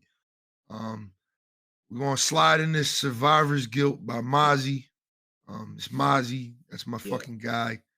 But that's all I got to say about it is Mozzie. He makes West Coast music, dog. He just, I mean, that fucking Bloods Crip shit. I mean, like that's what he do, and it's not a bad album. It's all right. I give it like a 6 or 7, like a 7, like a 7. I don't even know if I could rate it, but like a 7. It's decent, decent little listen. I mean, what about y'all? Y'all want to rate this one, or y'all ain't listen to it? I didn't listen to it, but I did, however, like contrastly, the YG album literally just dropped yesterday, and I peeped it. And he did feature on it. It was okay, I would say. Yeah, they They have put an an album together. Oh yeah, that album together as well was also pretty Yeah. decent as well. I liked it. Yeah, yeah, yeah. That's Mozzie, man. And then we gonna slide And like, into what I thought, this is probably damn. oh yeah, my fault. My fault. I forgot, man. I'm just trying to get through because we got a lot of shit. And I'm It just is like, a damn, lot we of already shit. like an hour and a half in It this is a bitch. lot of shit. But for God. Mozzie fans, like, cause like Mozzie is one of my more favorite hip hop artists nowadays. I feel like, to me, he's been like one of the more consistent rappers over the past like 2 years, in my opinion. Um, Right. yeah, because like all his projects from like 2020, both his projects from 2020, I thought they was dope. This one, like, it was some standout songs and stuff, like ones that I like bump in my car like on a regular. Like, I fucked with Lurkin, Tell the Truth. Tell the Truth was right. Open Arms and all that. Like, I play Open Arms when I'm like in the mood and stuff like that. Smoke Nothing, it was cool. But yeah, Mozzie, I ain't feel like he did nothing wrong. I felt like he could have because he was putting out song like bit by bit, and it wasn't really like, you really didn't know that this was going to come to an album. You know what I'm saying? So I don't know. Like, I think he dropped the ball with that promotion wise, but I thought it was decent. It was decent. Yeah. Yeah, I was just looking at billboards just now too, so we can talk about it later. Did you know Jimmy Cooks went number Wow. one? I didn't know that. It actually Again, went number one. that makes sense. Honest, again, it's a Drake song that sounds, it touches on his core fan base. I think it was something for everybody in that song. It just went number one. Damn. I forgot Chris Brown dropped the album Yeah. too, but fuck that nigga. Mm. And no, not because he beat Rihanna. I don't care about none of that shit. I think Chris Choose Brown your need to words carefully, Derek. Choose them nigga, carefully. nigga need to evolve, man. Like that motherfucker making the same. Yeah. Like it's like you got a level 80 Charmander, dog. Like evolve that nigga already, dog. Stupid as shit. You got a level 80 Charmander. Like, Yeah. come on, dog. I feel like Chris Brown, like where your potential, nigga? like, it was when he started putting out albums with like a billion songs on it, they all been the same to me. Like, they've all been the same. Yeah, he just This be one wilding had- out. He get that shit This from one Thug. had 33 songs on it. Why? We need that? Make it hard for niggas. Why? Make it hard for niggas to enjoy Why? the shit. You know what I'm saying? Like, some of the other ones, like, I can pick songs that I'm like, all right, I fuck with that heavy. Like, I forget his last album, but the joint that he had with Juicy J and shit, that joint was right. But yeah, Wall to Wall was a good ass album, joint- dog. And this is, that's all I'm gonna Yeah. say. But I feel what you're saying, Bird, because like those motherfuckers that will go out their way to put like 30, 40, 50 songs. Remember that fucking Roscoe Dash album that had like 80 songs on Yeah, that man. motherfucker? Like, it's like y'all making album listening turn into a marathon. I ain't come here for all that, dog. And ain't nobody got time to listen to that shit.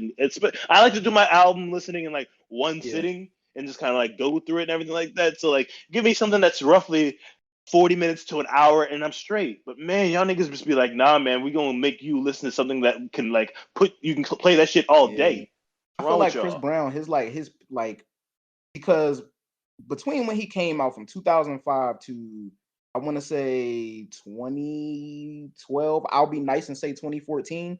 Like, he was evolving, he was experimenting with all different types of music. Like, his stock was high. You know what I'm saying? Like, with or without the whole situation with Rihanna and stuff like that.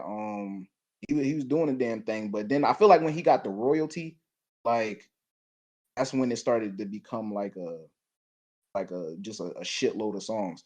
Besides like Slime and B, I fucked with Slime and B. That's because that was just a Yeah, Slime and B yeah. was cool, but because Young Thug was on there, free YSL. Yeah, bro. Joe Biden doesn't care about black people. Yo. It's funny you should mention that too, because I was actually listening to our previous podcast and we were talking about the whole Gunna project and how I hated the whole pushing P Yeah. thing. Have you noticed that once they locked them niggas up, we stopped pushing Yeah. P, huh? Nah, I'm still pushing P, dog. No P, no push. I'm still pushing P, nigga. I'm still pushing P, dog. I don't know what you talking about. That's probably what got them niggas locked up, right? I'm pushing P. What is this P that they're pushing? Get him. Atlanta, FBI. I'm pushing P, dog. Free YSL, nigga. Nah, man, but yeah, Chris Brown, come on, man. You still only know fucking tackle, growl, and flamethrower. Like, we get it, dog. Like, learn some new shit, man.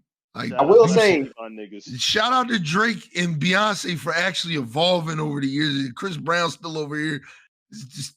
See, you can run it. Nah, he ain't doing that. Like, that ain't fair. He ain't doing that. He is not doing that. He a grown man now. I will say the thing with Chris Brown though is that the thing that you can't miss with Chris Brown is that motherfucker, whether he has features or he's on features, he contributes to like he compliments the other artists perfectly all the time.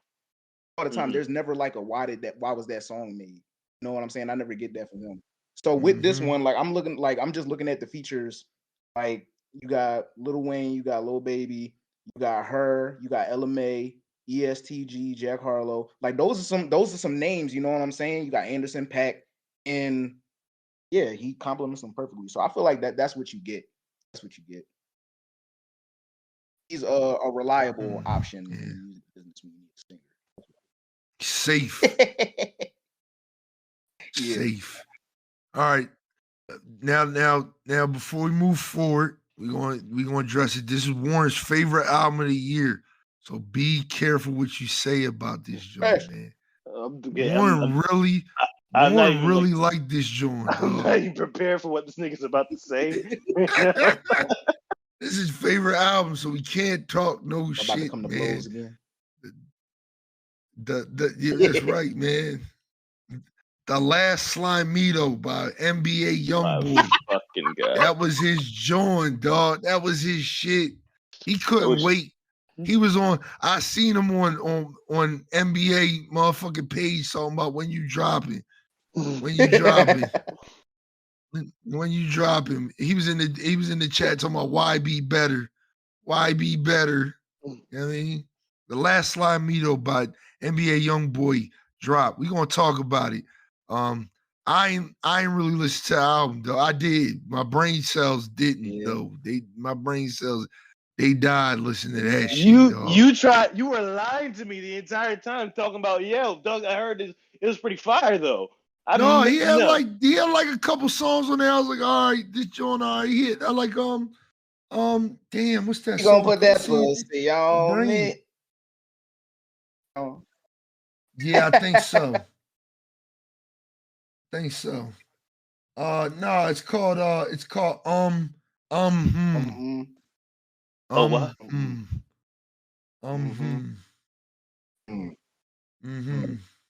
Annalie Chop had a song named that as well. Wait, no, that's not on his album, Derek. Yeah, it's called Track 3 on the Last Slimeito. Oh, Track 3. Oh, okay. I like that joint. I like the Rod Wave. Oh, I got it mixed up with Real too. My bad. Oh yeah, I forgot that nigga dropped like 9 projects this year. I listened to Real too instead of this joint. Realer 2 just a mixtape, but I like the last song on that joint. I think it's called Purge Me on that Realer 2 joint. I did listen to it for this podcast, but I ain't feel like it, man. I'm not look, we gonna tell y'all right now, we all about to hit 30, dog. We ain't listening to no NBA Youngboy, dog. We gonna leave that to y'all young bulls to, listen to that shit, man. We not fucking with that nigga. Warren is, but we ain't fucking with that nigga. Man, this nigga stay throwing me under the bus whenever this nigga. It's like with every fucking podcast, this nigga has something that has dropped that we have to talk about for some fucking reason. Birdman up next. That nigga dropped the album. Bird. No.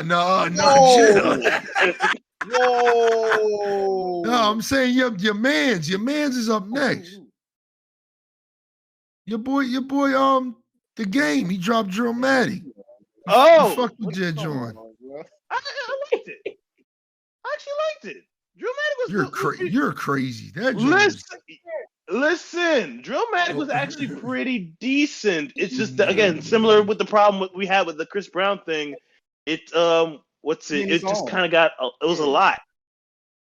Yeah, it was a marathon. I think it took me 3 days to get through it. I'm gonna tell you this. This is what I liked about it. Like, this is the only thing I can say, man. Like, one, he had Drake on the album, but he was on a fucking interlude just talking. Yes, apologizing about how he couldn't be on the album, so he got him on there some way somehow. Yeah, and then damn dog. See it. I'm not saying it's a bad album, but it's like I listened to it once and I'll probably never listen to it again. I saved no song. I mean, I have Easy already. I already had that when it was a single. I didn't I like already it. had Easel. I like Easy. Easy hard as shit. I do like the joint he had a song with 5-year on there, right? Yes. Bow. That's my guy. What's it?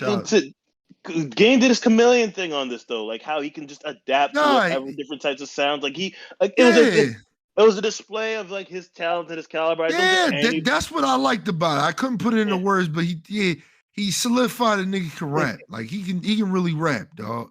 Boy can really rap.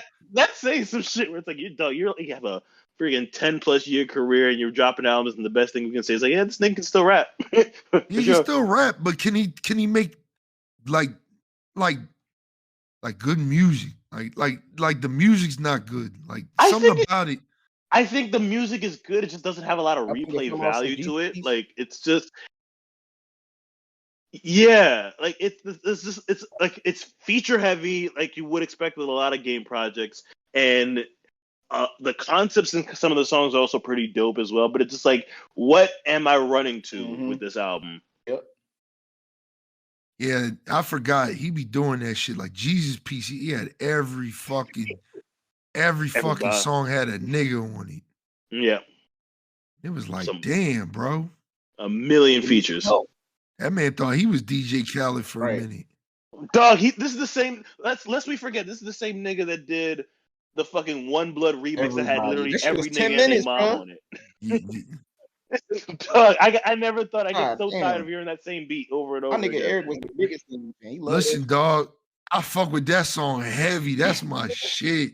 You're not listening to a 10-minute One Blood remix.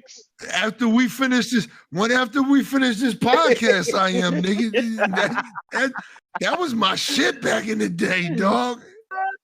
Blah, blah, blah, blah, blah, blah, blah. That joint is hard.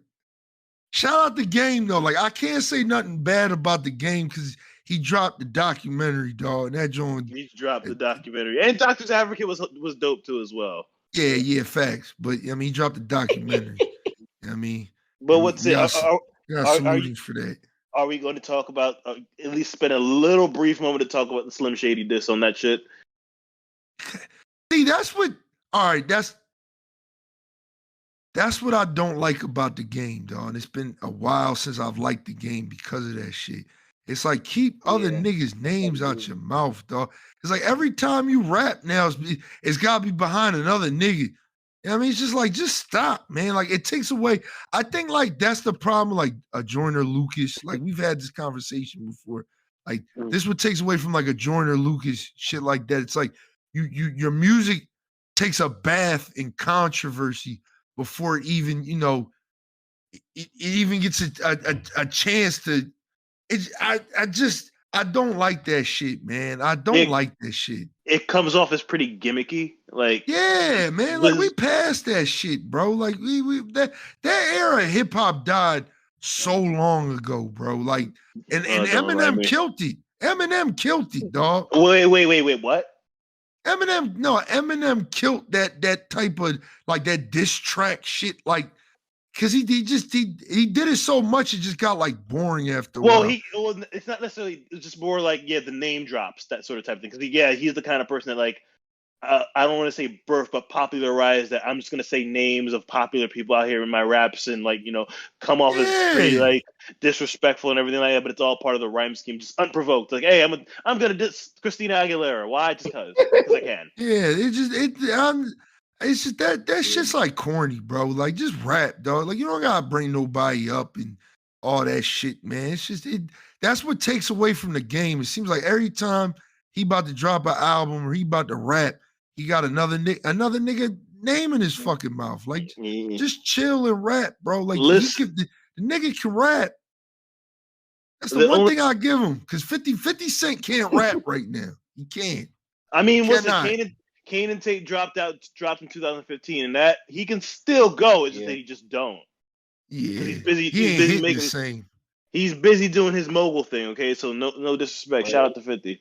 Yeah, shout out to 50. But like the game, the fact that the game is still doing what he's doing it at the caliber he's doing. He's not selling records on no crazy shit like he used to. But he's still like going. You get the idea that he's not growing as a person when he continues doing the same stuff that he's been doing since like the mid 2000s. That could be it too. I don't know what my issue is with this album. I just know I just know I'm for him being in a rap game as long as he's been in it. It's like stop being comfortable, dog. You know what I mean? Well, I think that's my problem with like 2 Chainz's last album. It's like 2 Chainz is just doing the same thing over and over and over again. It's like not like it's way past his prime, but it's like you ain't never gonna get that Boats 1, Boats 2 energy back. You're never gonna get that. So far gone.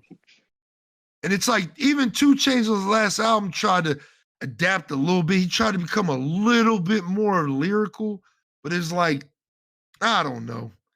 I will say this, like the only downside I can say, at least in my perspective from the game and that Slim Shady diss, was that it rebirthed that tired ass conversation about Eminem and like his history with rap beefs, this mythical creature that's supposed to be ending careers and so on. I'm not done talking about these motherfuckers who are Eminem fans, okay? So let me talk my shit real quick, okay? Where do we get this idea that this guy ends careers, huh? Like seriously, what career has he ended? Where do we get this idea?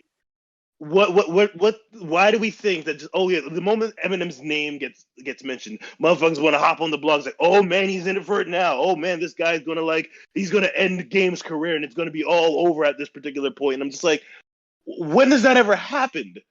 Niggas ain't dropped nothing yet. And then when he doesn't, it's like, oh, because now they pivot to, okay, you know what? He was too, like, that shit was too weak anyway for him to even respond to even something like that. I'm just like, y'all niggas make up your fucking mind on top of that. And just like, y'all are annoying. Y'all are the bane of my existence when it comes to this hip hop shit. And I fucking hate you. I hope you understand that. You keep listening to the podcast though, y'all.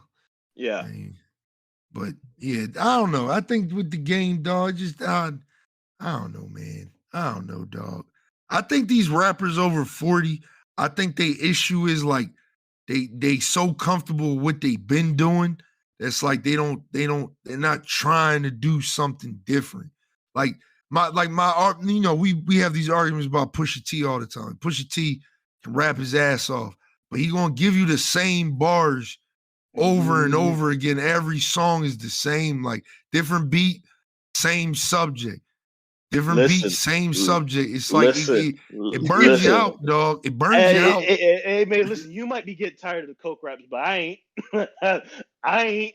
I'm not. The only person I ain't tired of it yet from is like the Griselda niggas, dog.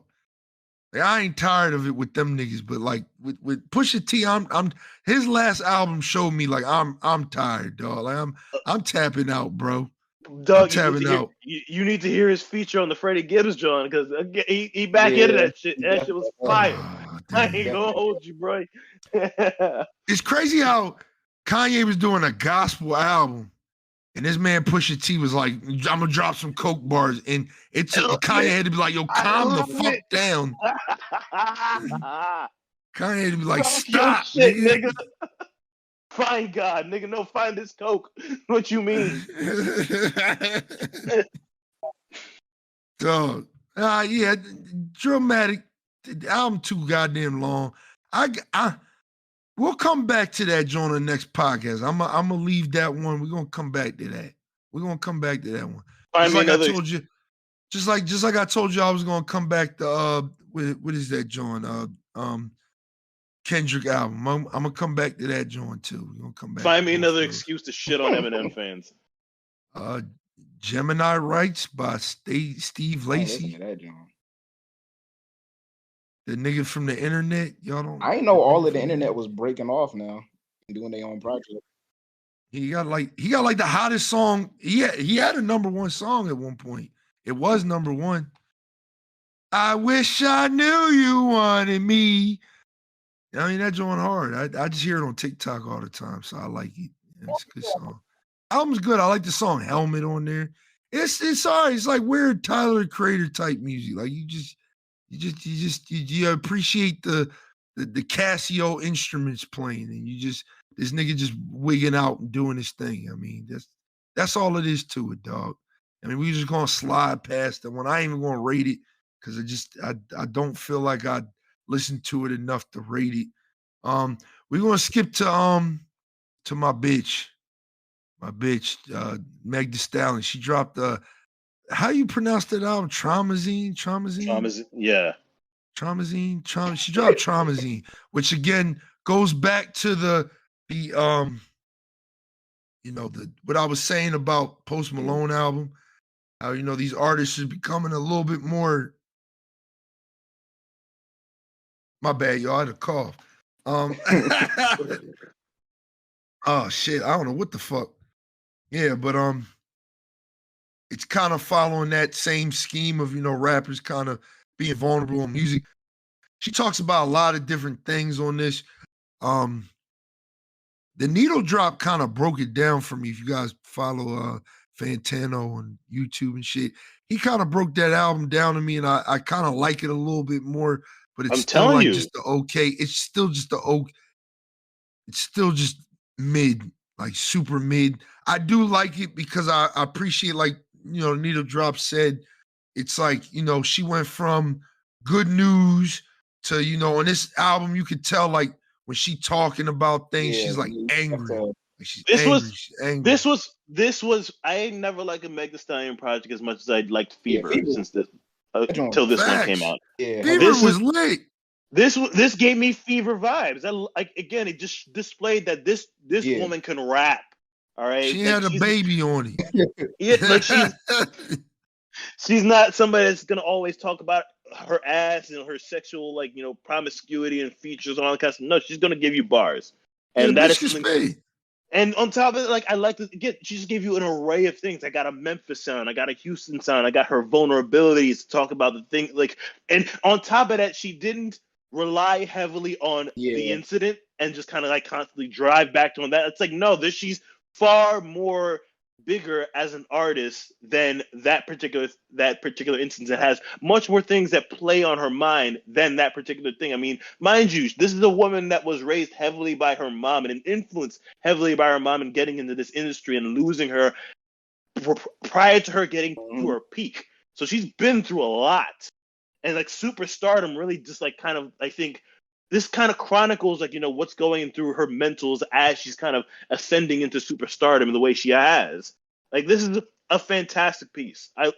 18 songs, 51 minutes, well put together. Honestly, I think this album is underrated and underappreciated as far as artistry concerns. Okay, she did this. She did this. Okay, I thought it was just okay, man. I thought the joint was just I just thought it was okay, dog.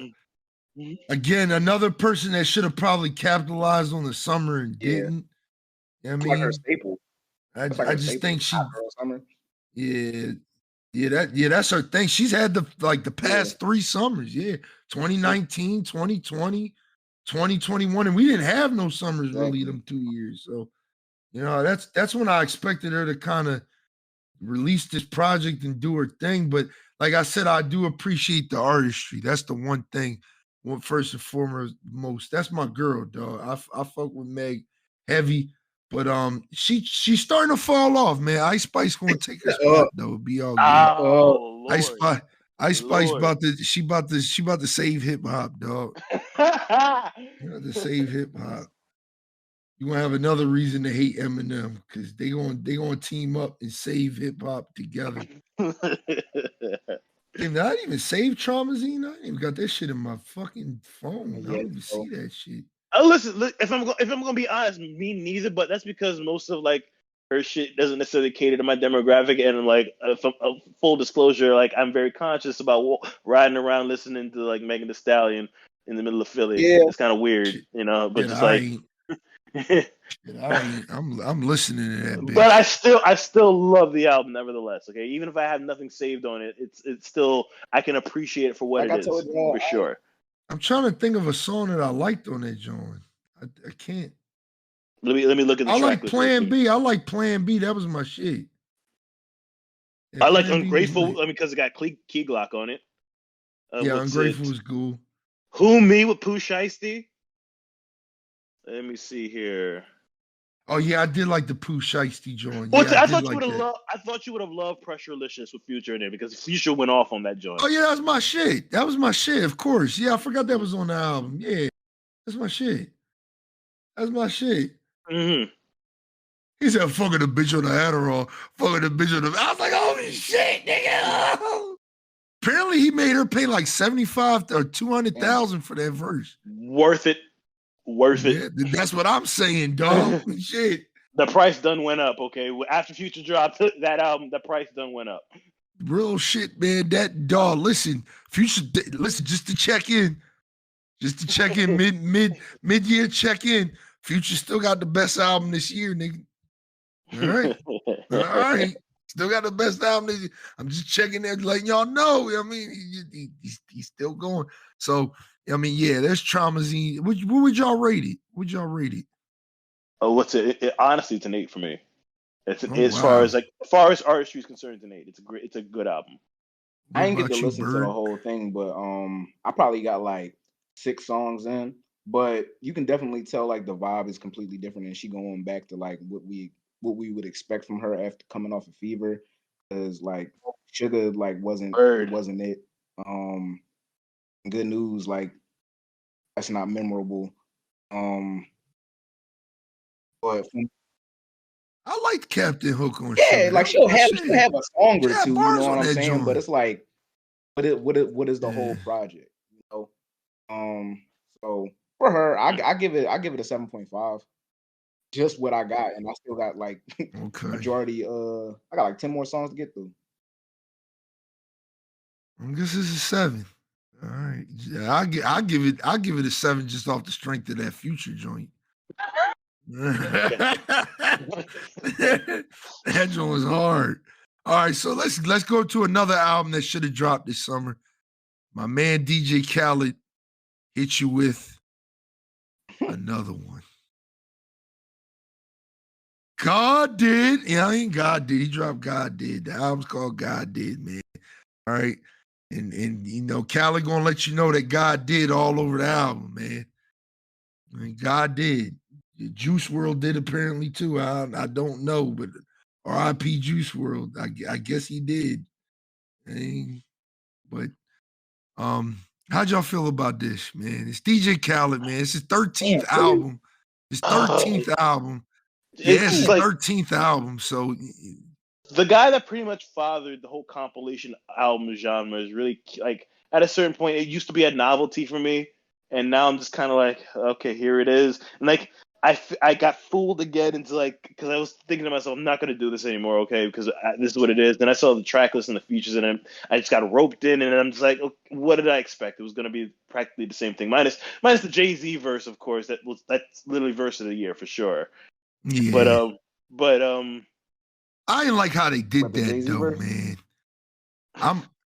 Yeah, like they gave Wayne like 30 seconds. They give Rick Ross 30 seconds. They give this man a whole 4 minutes. I get it because Jay-Z that guy, but at the end of the day, it's like, Yeah. come on, man. They Come on. gave I him his own wasn't song. feeling that shit. Oh, Yeah, because I think Wayne really killed it for the like Oh, yeah, 45 seconds he had on that oh joint. yeah, he did. Again, Wayne smoked it, and I'm still excited about any Wayne project that's coming out from here forward because Wayne's going off again, man. Like he has not missed a feature in like 2 years. I find that Yeah. amazing. He, Not he, missing. go, he going in. But like I ain't like how they did that. I didn't like how they did the intro either. That fucking Drake joint, they lied to us about that. That's another interlude, dramatic interlude type joint. It was like it's the hardest sounding song on the fucking album, and it's 45 seconds. I'm like, this is crazy. Cause the I'm a, beat crazy. Then my man was talking that shit, and he was just like, ain't no secret at all, and it just dips.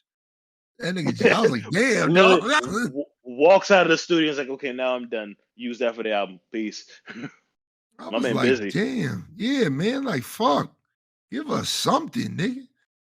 Listen, I want more people to get on the compilation album wave and just show us that it can be done differently. Like, I want more, I am Nego by Nego, okay?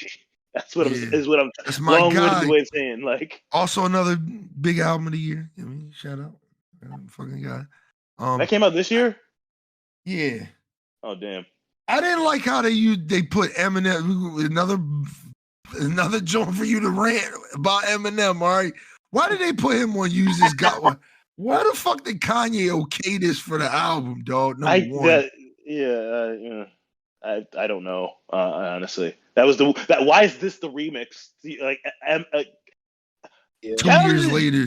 Khaled is usually really calculated when it comes to these things, and he's very particular in regard. Well, at least in the beginning. At this point, it's coming off as like he's just doing whatever because he can at this point. I'll tell you what it is. I'll tell you what it is because I talked to somebody else about this already. Khaled used to be known back in the day for putting these artists that you wouldn't expect to kind of not wouldn't expect, but have like some type of vibe together. Like I remember Suffering from Success was a good album because it kind of put people together that you really wouldn't like expect. Same thing with Major Key. Like Major Key had that song with like Jadakiss. It had the I forget what that bull's name is on there. It had like a bunch of people that kind of you wouldn't expect them to work together. I like that Khaled used to do that. Now he's all about like star power and shit. Like he used to put the little guys on his album and shit like that. You know what I mean? Put them on with the bigger dogs and it would work out together like Plies and like Lil Wayne be on the same song together. You know what I mean? What's it? We haven't had another I'm on one in who knows how many fucking years, been, okay? It's been 2 years, bro. That I wouldn't was say that. Listen, like sure you could say something like okay, Wild Thoughts, but I think it's like in a separate category as far as like, that's Khaled true. songs. That's but true. like I'm on one was like definitive banger. All right. Yeah, that joint was I ain't that fucking was crazy. Stupid. It was nuts. Like, really quick. Really, really quick. You know that joint old when he drinking a Four Loko in the video, dog. Them niggas was drinking Four Locos. I was like, damn. I want to say something that like damn. I don't know if this might have changed how he went about things, but I felt like after he dropped Ace Hood, like the way he made his albums change, like just like it's a consideration. Yeah, like consideration. Before it was, I don't know, the albums they felt fun, and then these ones they feel like a formality. You know what I'm saying? Yeah. See, listen, I think that again, goes to the part that's all about Yeah. fucking star power now. Like his last album was literally, look, I got Jay-Z and Nas on a song. Look, I got Lil Baby and what's his name on a song together. Look, I got this person on I got Cardi B. Yeah. I got Cardi. It's like, all right, man, like, dog, like, but the music's trash. When the music's trash, the music's trash. It's not blending together. No, again, there used to be a method. There used to be a meticulousness when it came to how he structured this and the artists that he chose to put together on a song. And like you said, it's now just name recognition than it is about creating quality records. And that's why I'm kind of burnt out by all this. Like, the Khaled albums have just burnt me out. And it's like, is this going to be an annual, biannual thing where we're going to get a Khaled album? He's going to have a lot of hit people on it because he has the money to pay for these sorts of features, but the music is just going to be mid. Yeah. Like, I like Bills Paid. That was a nice little, like, girls anthem joint. Lotto and City Girls on a song together was dope. I thought Beautiful with Future and SZA would be good, but Future just shouldn't have been there. I don't think Future should have been there. You know what I mean? I ain't gonna lie. I don't think Future should have been there. You know what I mean? I'm surprised he didn't put Thames on the album. Like, you know, Thames blew up this summer. I'm surprised he didn't try to grab Thames for the album. That was like weird, man. But you see, like, him putting like Juice WRLD on the fucking album. I was like, what? And it was like, I felt kind of disrespected for the young boy a little bit, because it was like, that was probably just a song. And it was like the hook was just, you know, DJ Khaled, I got another one. You know what I mean? Like, and he was just like, oh yeah, he said that? Put that on my shit. That's probably what happened. Like, man, it just I think he might have recorded that like ages ago for another project that he was working on, and then just held on to it and then released it then. That song is definitely as ironic as it is. As ironic as it is, like, how y'all feel about Staying Alive? Because like, hella lazy, man. Like, talk about a sound like that's the song. Like, lazy. That's when I had to check in on my boy Drake. I had to make sure if he was all right, because like it's like, I don't want to take with you know, we've said on previous podcasts, like, Drake is becoming lazy, but that was like really fucking lazy, dog. Even it sounded like Lil Baby ain't even want to be on that joint. It's like Callum's like, yo, I got this joint, I need you on it, please. And he was just like, for real, I'll be on it. Hey, fuck it. I mean, you pay me. For that to be the lead single, I was like, he drew with that. See, the last album had good lead singles by Drake. It had Grease. And it had the other joint. What's the other joint he had? Pop Star. I was thinking about the one prior to that Khaled album. He had To The Max with Drake as well, which was pretty decent.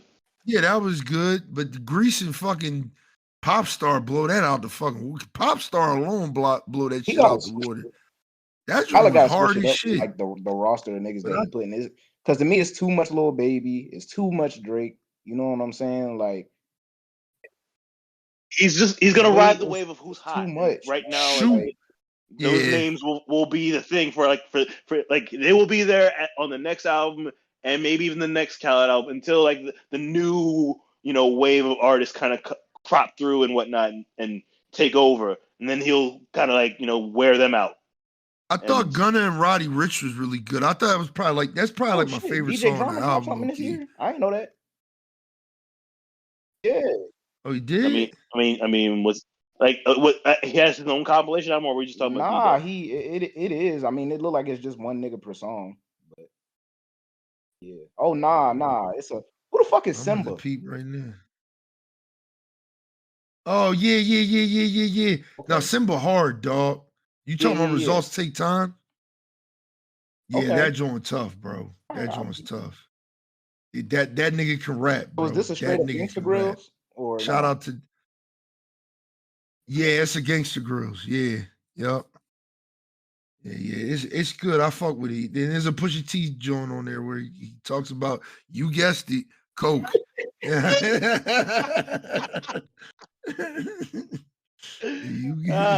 I'm sold. I'm there.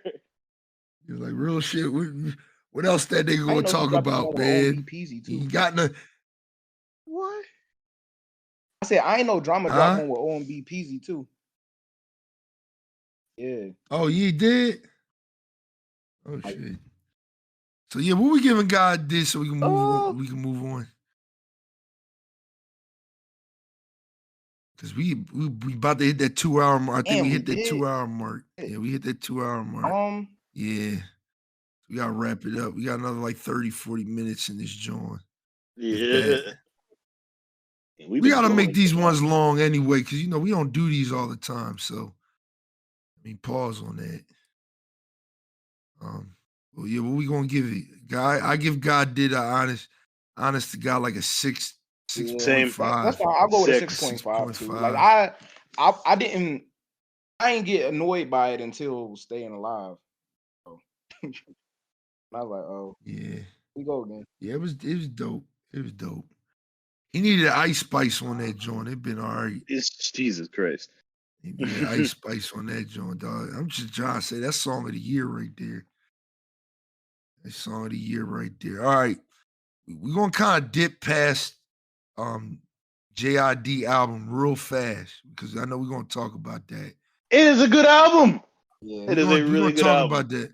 We're just gonna dip past it real fast so we get these little stupid ones off the list. So Yeet, my nigga Yeet. I ain't listen to that. Did not Nigga listen to that one. Yeet, he dropped the album called Life. It's pretty good actually. I liked it. It's mumble rap. It was pretty decent. Like so when you gave us that when you sent me that track, I'm trying to remember that fucking shit that just been Talk. blowing up on. Yeah, like it gave me SoundCloud era vibes. Yeah, but the song hard though. The song is hard. I like it. I was Song's surprised. hard. I surprisingly liked it. Yeah, that nigga snapped on that joint. I don't know what he said, but he snapped. Little bitch is the first that I'm on. Yeah, real shit, dog. That shit was hard. I was like, damn, nigga spitting. That shit, for some odd reason, that shit made me motivated to pay rent, nigga. What you mean? It's the first of the fucking month, dog. You know what time it is, nigga. Hold up, I need a minute. Yeah. Oh shit. Oh man. I guess we gotta give it a fucking 9 at this point. Shit. Shit was paid on time, motherfucker. What you mean? That's the lead. That's a reminder. Like I'm gonna play talk every time the month change, dog. Ride around that big little talking truck. And I was like, damn, this nigga hard. Okay. Yeah, I give it like a 6 though. The project all right. The project's all right, man. I can't give no mumble rap album like higher than like a fucking 6, honestly. I mean, the beats carry the motherfucking album. It's all right, man. So now we're gonna slide over to my boy Nav. He dropped the album called Demons Protected by Angels. The fuck kind of album title is that? Yeah, it was mid, dog. Like I said, Nav, he like his music, it kind of stays the same. It's cool though. It's like chill vibes. It's nothing that's gonna blow you away. Yeah, like it was cool though. The Lil Uzi joint was lit. I like the Lil Uzi song on there. Yeah, he had some song on there. One Time was cool. Yeah, it was simple Nav stuff. I liked his last album better though. Brown Boy, that joint was better. Oh yeah, everybody like Brown Boy. Yeah. I this is another one I'm gonna come back to because I only listened to it one time and I don't know. All right, let's slide on to the next one. Age, Sex, Location by Ari Lennox. All right, y'all listen to that? No. How'd you feel? Cool. I mean, Ari, she's becoming a star in her own right. You know what I'm saying? Like everybody loves her. There's not too many people that got anything negative to say. Like everybody vibes to her music. Everybody can feel her music and stuff like that.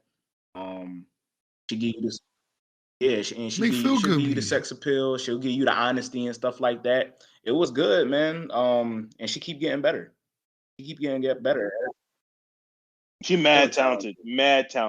Yeah, I actually didn't listen to the album yet. I've been saving it like right now because I'm in my Mhm. little R&B bag. So I'm gonna go back to it. Yeah, and I'm gonna she's go not. back to it. I I'm gonna appreciate definitely that go she's not one back of those to it. artists that like depend on features and stuff like that, because that's like a trend now.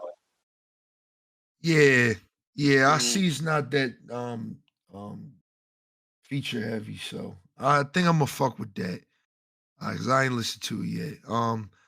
And then we're gonna slide over. We're gonna slide past that one, and we're gonna jump on Baby 2. Your boy the Baby. How we feeling about the Baby? I He find I sold found it. 16. He sold 16K, by the way. What's it? In his words, like, what's it? Not bad for the blackballed baby, right? Yeah, Well, what's it? it's Like terrible. it's okay. It's an okay. It's an album. We're calling it an album. Like I it don't was know okay. what it is. I guess it's an It album. it's okay to say the least. He did like at times jump out of that same pocket that he normally does and whatnot, but for the most part, it was just like I'm gonna say like, I don't think it's kind of done for the baby at this point. Mm-hmm. Yeah, it's been done Yeah. for him. It's Yeah. been done for him. It was done for him after that Kirk Yeah, album, dog. To real be for real. honest, Mm. I keep it real with you.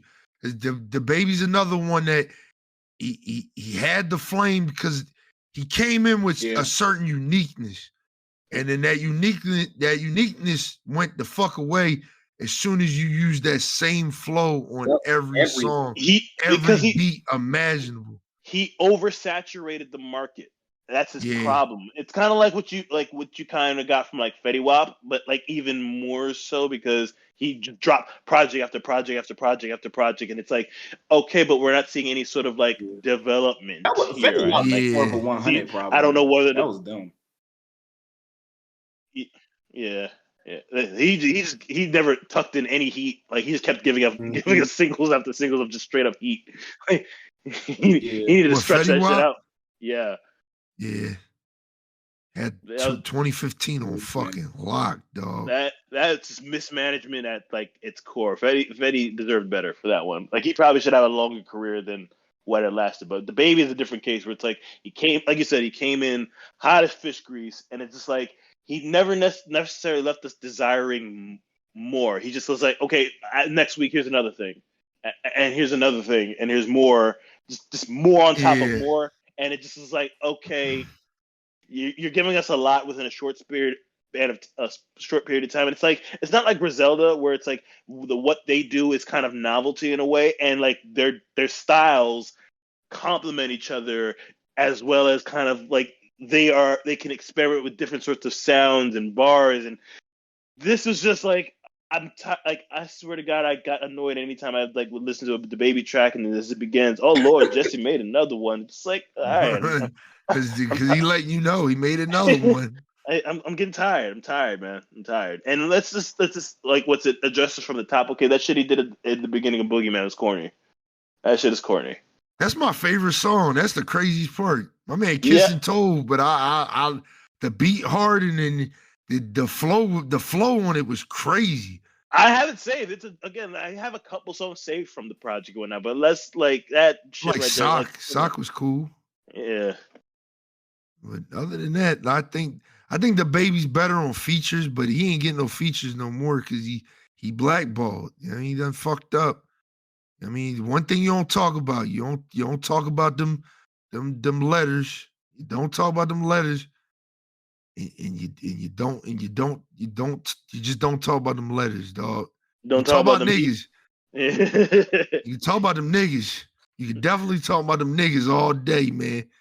Don't talk about them letters, dog. And he talked about them letters, and it just And then not they even that. It's doing that and associating them with AIDS, my nigga. Like, all right, man. yeah, yeah, That like was it's a trope fucking that was like in the '90s, man. 1985. Yeah, like Yeah. get the fuck out of here, man. That was weird. Mm. And he was weird for the shit on Boogeyman too. Just to clarify, he was weird on that shit.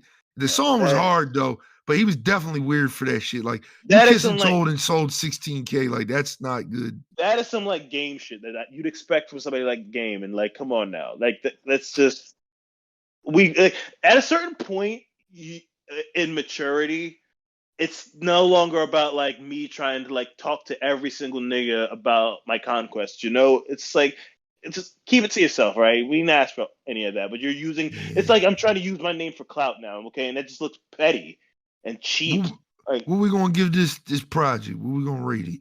a 5. I ain't care I'm to giving listen it a to it. 4. Fair. Yeah, Again, you're not missing much. I Yeah, never you're not really missing been a nothing. fan Just of listen to Biggie for real. Boogeyman and turn it I don't know off. why. I tried. It's hard to. Yeah. It's hard to. I know Tory Lanez dropped the album. We'll talk about that on the next one because I ain't listened to that. But I think it might be over for that bull too. I think it might be because I heard one song off of it and I was just like, yeah, I think it might be over for that bull, man. I don't know, man. The thing about Tory was too, which was I was kind of rooting for him low key musically because he was doing different shit. You know what I mean? So I was kind of impressed with him when he did that little 80s album. He tried to copy The Weeknd. You know what I mean? Whatever you want to say about it, but I was kind of impressed when he did that. But that's just another case of like a corny nigga, dog. A corny nigga, dog. Just corniest nigga alive, He dog. making short niggas Hell look yeah. bad, dog, bro. You Hell need to do yeah, something about man. it. Yeah, Hell he yeah. definitely is, dog. He beat up August Alsina. Like, come on, man. That man literally walks so you can run. Like real shit. August Alsina had that 2013 shit locked down with the R&B, dog. Real shit, dog. Chris Brown tried to be that nigga for 2 minutes. He couldn't. When Khaled put them two in the album together, that's what I'm talking about. When he put them two in the album, that was him trying to the formula. You know what I mean? Making that concoction. We ain't getting that type of shit no more. What was it called? Hold You Down was him, Nicki, Yeah, that was Chris a hit. Brown. I fucked with that That song. shit was hard. Yeah, that was a banger. That was a banger. Yeah, that joint was hard, dog. Yeah. That Suffering from Success joint was tough, Success, dog. yeah. I like that joint. Even the joint with Nicki and Wayne on that joint was hard. Yeah, a joint with Nicki and Wayne on that joint. Is that the album with New Flame and shit? Nah, New Flame is Chris Yeah, that is a Brown Chris joint. Brown song. I was thinking because it was a fuck Yeah, ton you of niggas tripping, on it. man. Yeah, real shit. We gonna last forever. That's my shit. I love that song, dog. That's a Brown song I really like, dog, and I don't know why, because it's corny as shit. I think Usher killed that joint, dog. He just killed that joint. He killed that joint. Usher can be in any era. It's crazy. Yeah, man. Longevity for that there? man, right? Yeah, that man. Boy, nah, it definitely was. It just worked. Oh man, yeah. Suffering from Success was lit. No New Friends was on that joint. Yeah. Cause I'm trying to find that song. I'm trying to find that song with Wayne and Nicki and shit. That might be on the next album after this one. I forgot about I Wanna Be With You. Tripping. I wanna be with you. I wanna be with you. Oh, that was I think that's what it was called. No, Kiss the Ring was the album. Kiss the Ring. Oh, Take it to the head. Yeah, Take it to the head. Yeah. That was a good joint. Man, That was I feel like after I Changed a Lot, that nigga changed a lot. That album was ass, bro. That joint was ass. That nigga, bro. That joint. The opening was hard as shit, though. Future killed that joint. I don't know what the fuck that nigga said. He killed. He was like, I got Hold You Down was on I Changed a Lot. I was like, yeah. It was? Oh shit. How many times was too? How many times can I tell that bitch to come over? Yeah, that's my shit. They Don't Love You No More was on that joint. Okay, I Changed a Lot oh my god, bruh. I guess I spoke that shit into existence because it looked like that's the last one that Ace Hood was on. Shit, Ah, Yeah. He lost Ace Hood and lost his ability to make good albums. That shit crazy. All right, let's keep it moving. Let's talk about these last two albums, and then we done. We're gonna talk about the Forever Story by JID and Never Felt None from ESTG. what you want to start with? Let's go with the Forever Story, man. Cause I'm gonna keep it real with you. I'm gonna leave this to you because I didn't listen to it. It is what's it for anybody that loves them some 3 stacks. All right, his DNA is all over this piece. Yeah, that's why I didn't listen to it. What? Oh, wait, that's why you didn't listen to it? Yeah, I'm trying to save it for when I'm in that headspace, dog. Like same thing with Kendrick's album. Like I was just this whole summer I was just in a turn up wave. Now I'm kind of slowing down and I'm more appreciative of like Kendrick's album, an album like this, and like some R&B joints. So I'm definitely going to listen to it, but I haven't yet, just because I know I was gonna brush it off. I listened to the only song I listened to on it was what's that joint called? Fuck. I think 21 Savage was on it. 21 Savage was on it. Surround Sound. Yeah. That song's hard. That song's hard. What's it? Cody Blue 31. Can't Make You Change. With Ari Lennox, that one's also pretty hard as well. He got Cole on the album? No Cole on the album? Let me check. I don't think he did. Yeah. Yeah, that's because he's on Dreamville, so I expected some Cole on there, but I don't think there's any Cole on there. No, I don't think there's any Cole on this one. But regardless, I mean, I think that kind of just shows the caliber of an artist that we're dealing with when it comes to JID. Like he is capable. He doesn't need the Cole cosign. Like he can do this. He can do this on his own. JID nice because he was floated on Revenge of the Dreamers 3. He floated on that album, and he's floating on this one as well. This man, like his rapping ability is just insane. Again, the Andre 3000 DNA is all over this. Over this. I'm a peep it. So on the next podcast, we'll talk about that. Yeah, it is a good album. Feel good hip hop is like straight spitting, and then like it's songs that you can cling to too, like all around it. It was really fucking good. Yeah, he could have. It's good. He don't even got that many features and stuff like that. You know what I'm saying? But the features that he do have, they make their impact. And it lasts. It was really good.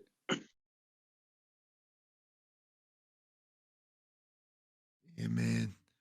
I didn't listen to it. It wasn't no disrespect to him. That's my guy, but I just wasn't in the bag for it. I think that joint came out the same day as God Did, so I just kind of listened to God Did and said I was going to listen to that afterwards, but I was just like, nah, I'm just not. I can't right now. It's crazy because the album that slowed me down, I went and listened to Salad Days by Mac DeMarco. And that's why I'm in my little R&B bag right now. I mean, if y'all know who Mac DeMarco is, I mean, he does a lot. He's a very talented white boy. And the album came back out in 2014, so I was dumb late listening to it. But I'm gonna listen to JID joint. I'm gonna get around to it. I don't want to lie on it's the what podcast. I thought Joey Badass joint was going to be. For real. Like, yeah. You know what? That's a good way to sum it up because that's the vibe I got from that 21 Not Savage even gonna lie, song. that is probably I was thinking the same thing, and that's probably the best way to describe that album too, as well. Yeah, I'm gonna definitely listen to because I know Feast fucked with it. I know the half of Upper Darby fucked with it. So I'd say for me, it's an 8.5 in my book. I liked it a lot. Okay, all right. Okay, I'm definitely gonna listen to that. And then the last one, and I'm gonna leave this one to y'all too because I didn't listen to it. What? Listen. I tried.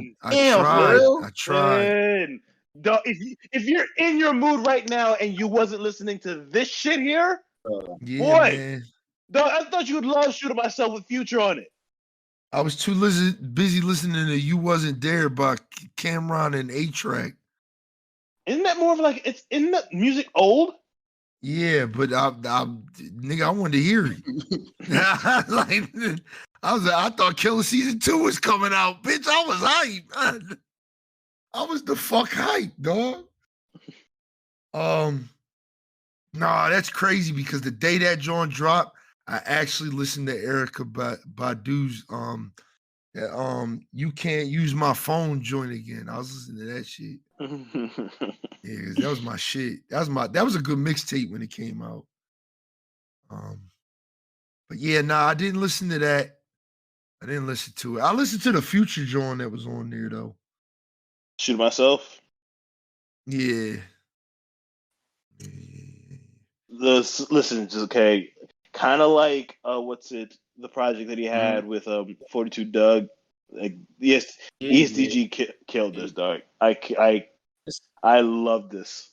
I have not stopped listening to it for me either, bro. Going from fucking From Hell to Come Home, that shit is like such a good 2-song combo, bro. And like I feel like with this one, like he was showing you that he can be like an artist because he's playing around with all this. I thought he had like with Hell, I thought he had a feature. It was just him. I was like, what? You know what I'm saying? Like, yeah, like I was when he was like the voice. I'm just like, hold up, wait a minute, this him. Like I was taken aback. It's like this nigga is a straight up gangster and an artist. Like this nigga is a terrifying man. Real shit. Like you know, this nigga could have gone to the league. Could have played NFL football, dog. This nigga, I think, was recruited in college or something. A 5-star recruit. This nigga chose the streets. All right. This man is. I got a video I'm gonna show you that gives you the background of this man. That talks about this guy. This guy is a terrifying individual. They need to say the least. Kentucky. Because listen, I fucking love the way this nigga attacks beats. Dog. I was gonna say like on our last podcast, like I feel like ESTG, like he's one of those rappers now, like he can control the flow of a song, like him, like the song that he had with him and the rest of Gotti's crew and all that, bro.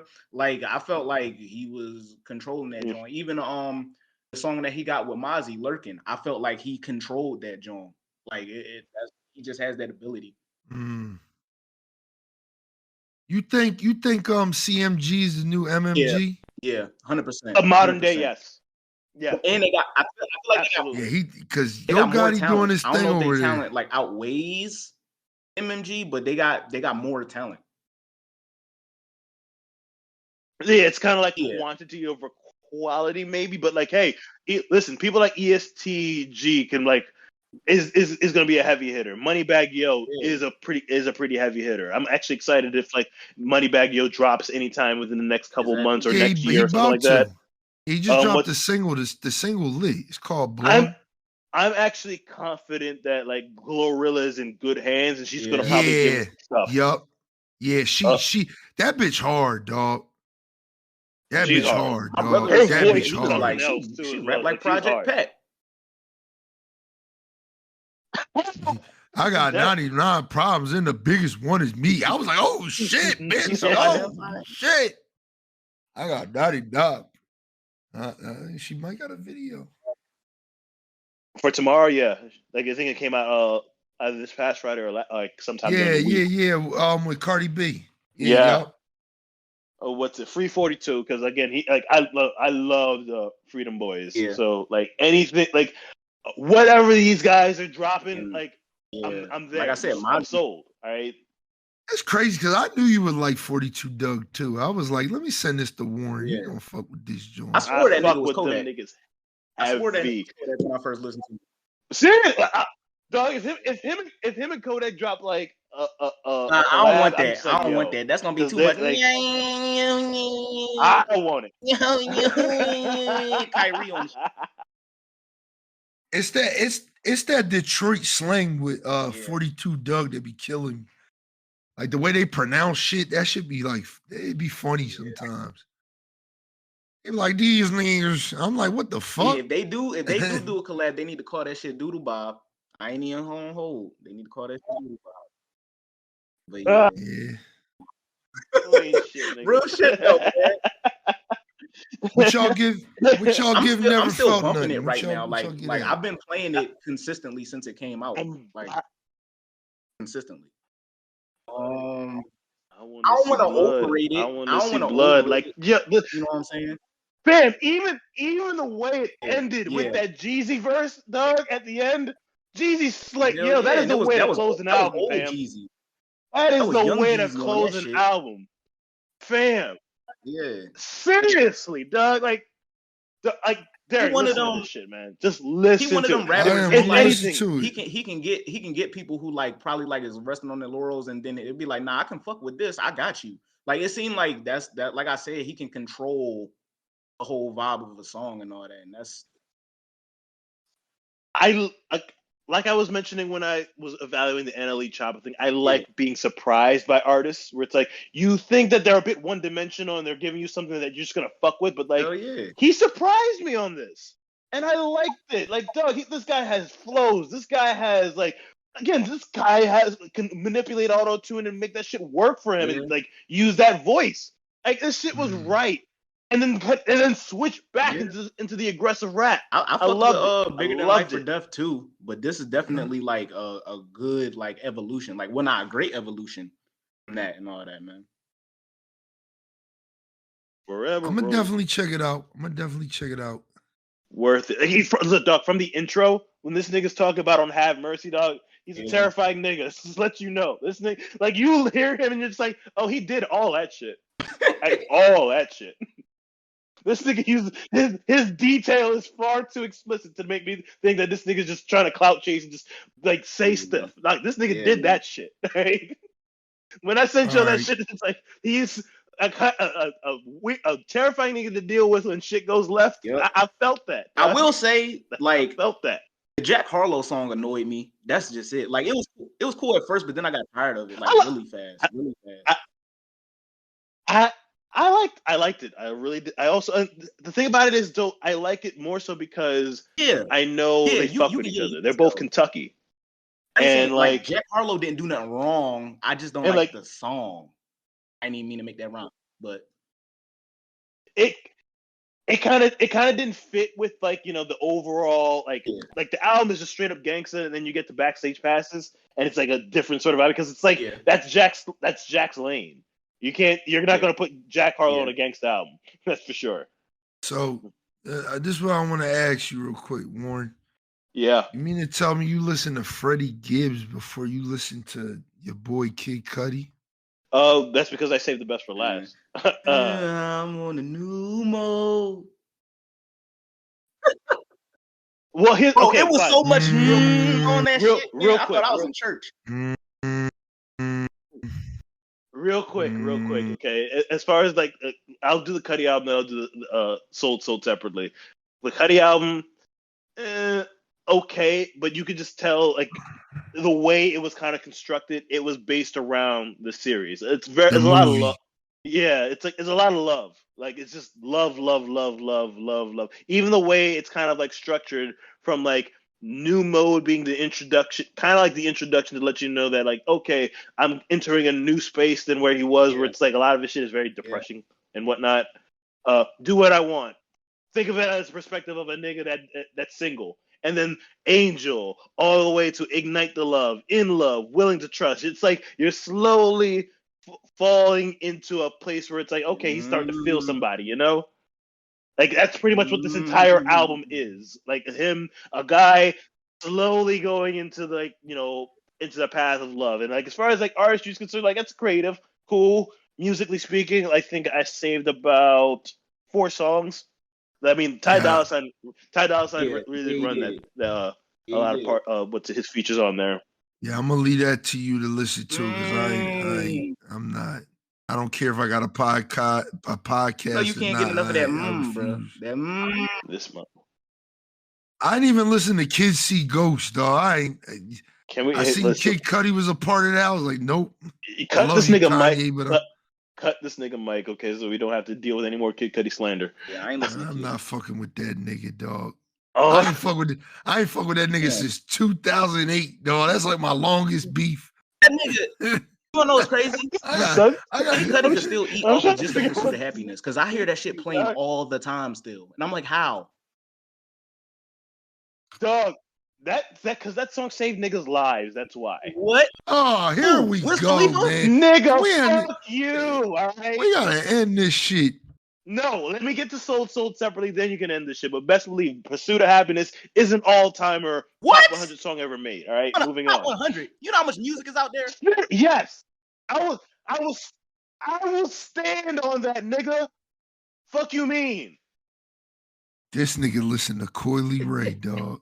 Where the fuck did that come from? This nigga listen to Coily Ray. It's crazy because I actually did peep her album. I peeped that joint. Trendsetter?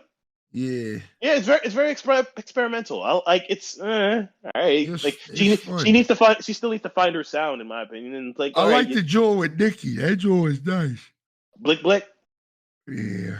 Yeah. I wish Pop Smoke was still alive, dog. That nigga would really save the hip hop right now. Okay.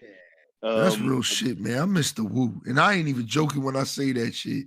Oh no, Pop Smoke was really my favorite artist, and that nigga died. Like that shit hurt. Yeah, rest in peace. Rest in peace to PNB, by the way. Yeah, man. Yeah. Philly Zone and whatnot. Yeah, we should definitely say that on the podcast, man. Rest in peace to PNB Rock. I mean, that shit was crazy. I mean, be safe out in these streets, dog. Fucking. And I think that's it. We got the soul.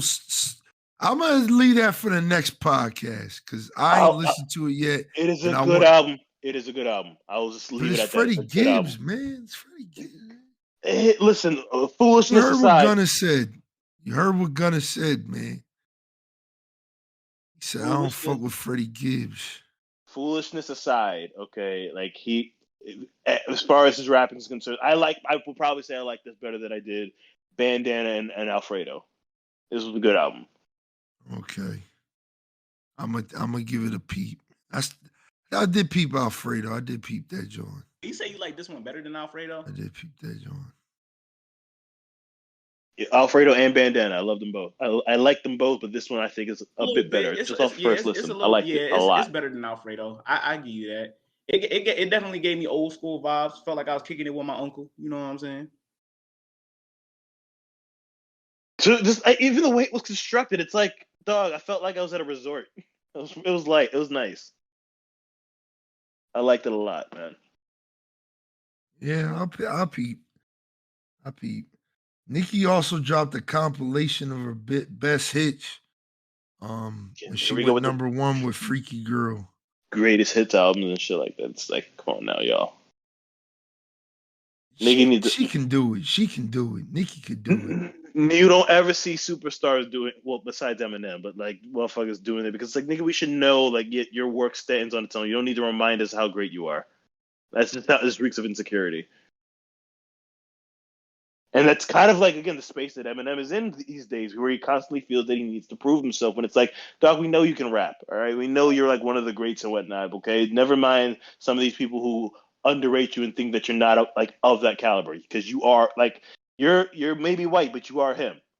And don't be overrated by a lot of these other motherfuckers who think you're him when you're like not, because some of the music that you dropped recently have been ass cheeks. All right. So I know some of these motherfuckers won't say it to you, but best believe some of that music's ass cheeks, okay? And before I sign off, okay, fuck you guys, all right? I will always remember that, right? Fuck Eminem fans. Damn, dog. I hope you feel all so offended by everything that I'm saying, okay? Because you are the worst. You are fucking leeches on the culture, all right? Shit crazy. All right, well. Every single last one of y'all niggas, even the black ones too, okay? I hear you and I see you. I do have I've Never Felt Nothing. I have it in my library. Have Mercy. Yeah, I'm going to listen to this. Is Heaven for a Gangster. I like that song. I just like the title of that. But all right, yeah, we're going to wrap this one up, man, because this one's been kind of husky, man. We'll probably do one more before the year is out. Maybe two more if we can. What's it? I When might is it? When is it? Like, are they gonna drop the Grammy nomination soon? probably so. Because like yeah, as the year end approaches, like we could probably do one that kind of talks about the nominees prior to and like our thoughts about these sorts of things. Yeah, I think And we'll then on probably top of get that, two more. give our like our opinions. We need like a year closeout. Yeah, we'll try to do two more, and then we'll probably get another mental health, and then Byrd has been I talking mean, about you this brought it up. relationship I was just like episode. saying, like, I is we think gonna we do going. it or? Yeah, we definitely gonna do it, man. We got a lot of things we're gonna be doing with the podcast. I told you this second year of us doing this podcast. Well, second year.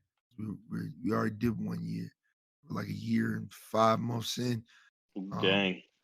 it's I mean, this second year we trying to do a lot of different things with the podcast. I know it's called Infernal Gaming Podcast, but we gonna try to diversify our content here and there. You know what I mean? When we can. So stay tuned for those when they come out. But yeah, this was, you know what I mean? The summer albums, late summer albums to right now. And then on the next one, we'll be talking about some more. Then hopefully, we'll be talking about how Future got the best album of the year. And you know what I mean? Yeah. We'll be good. We'll be good. We'll be good. Yeah. This was Good exhausting. podcast, y'all. No, this is a good Yeah. podcast, man. Good one. We gonna wrap this one up, man. So I'm gonna let everybody have a closing statement. You know what I mean, my boy Byrd, you can sign it off, and then we'll give it to Warren, and then All right. close this shit up. What's Go up, ahead. y'all? What's up, y'all? It's your boy Byrd. I'm always preaching, go out there and do stuff for the kids. Go out there and do stuff for the kids, Right now I'm still with the Big Brother, Big Sister program, but I'm also actively getting into the Boy Scouts and stuff and trying to see what's up with that. Always trying to get in new lanes to try to help the youth. That way this world ain't all fucked up 20 years from now. I'm still doing my military thing, you know what I'm saying? This nigga. And progressing through the ranks and all that, currently in Airman Leadership School, and it's been a blast so far. Thank y'all for listening. Love y'all. Be easy. This nigga on a journey to be the most qualified man in the world. I'm trying, man. The firefighters thing still coming. It's still coming. You should have been like future firefighter, future fed, future astronaut. I'm future, mad, like, man. I'm probably not going to be able to go through with the FBI thing. We'll see what happens, though.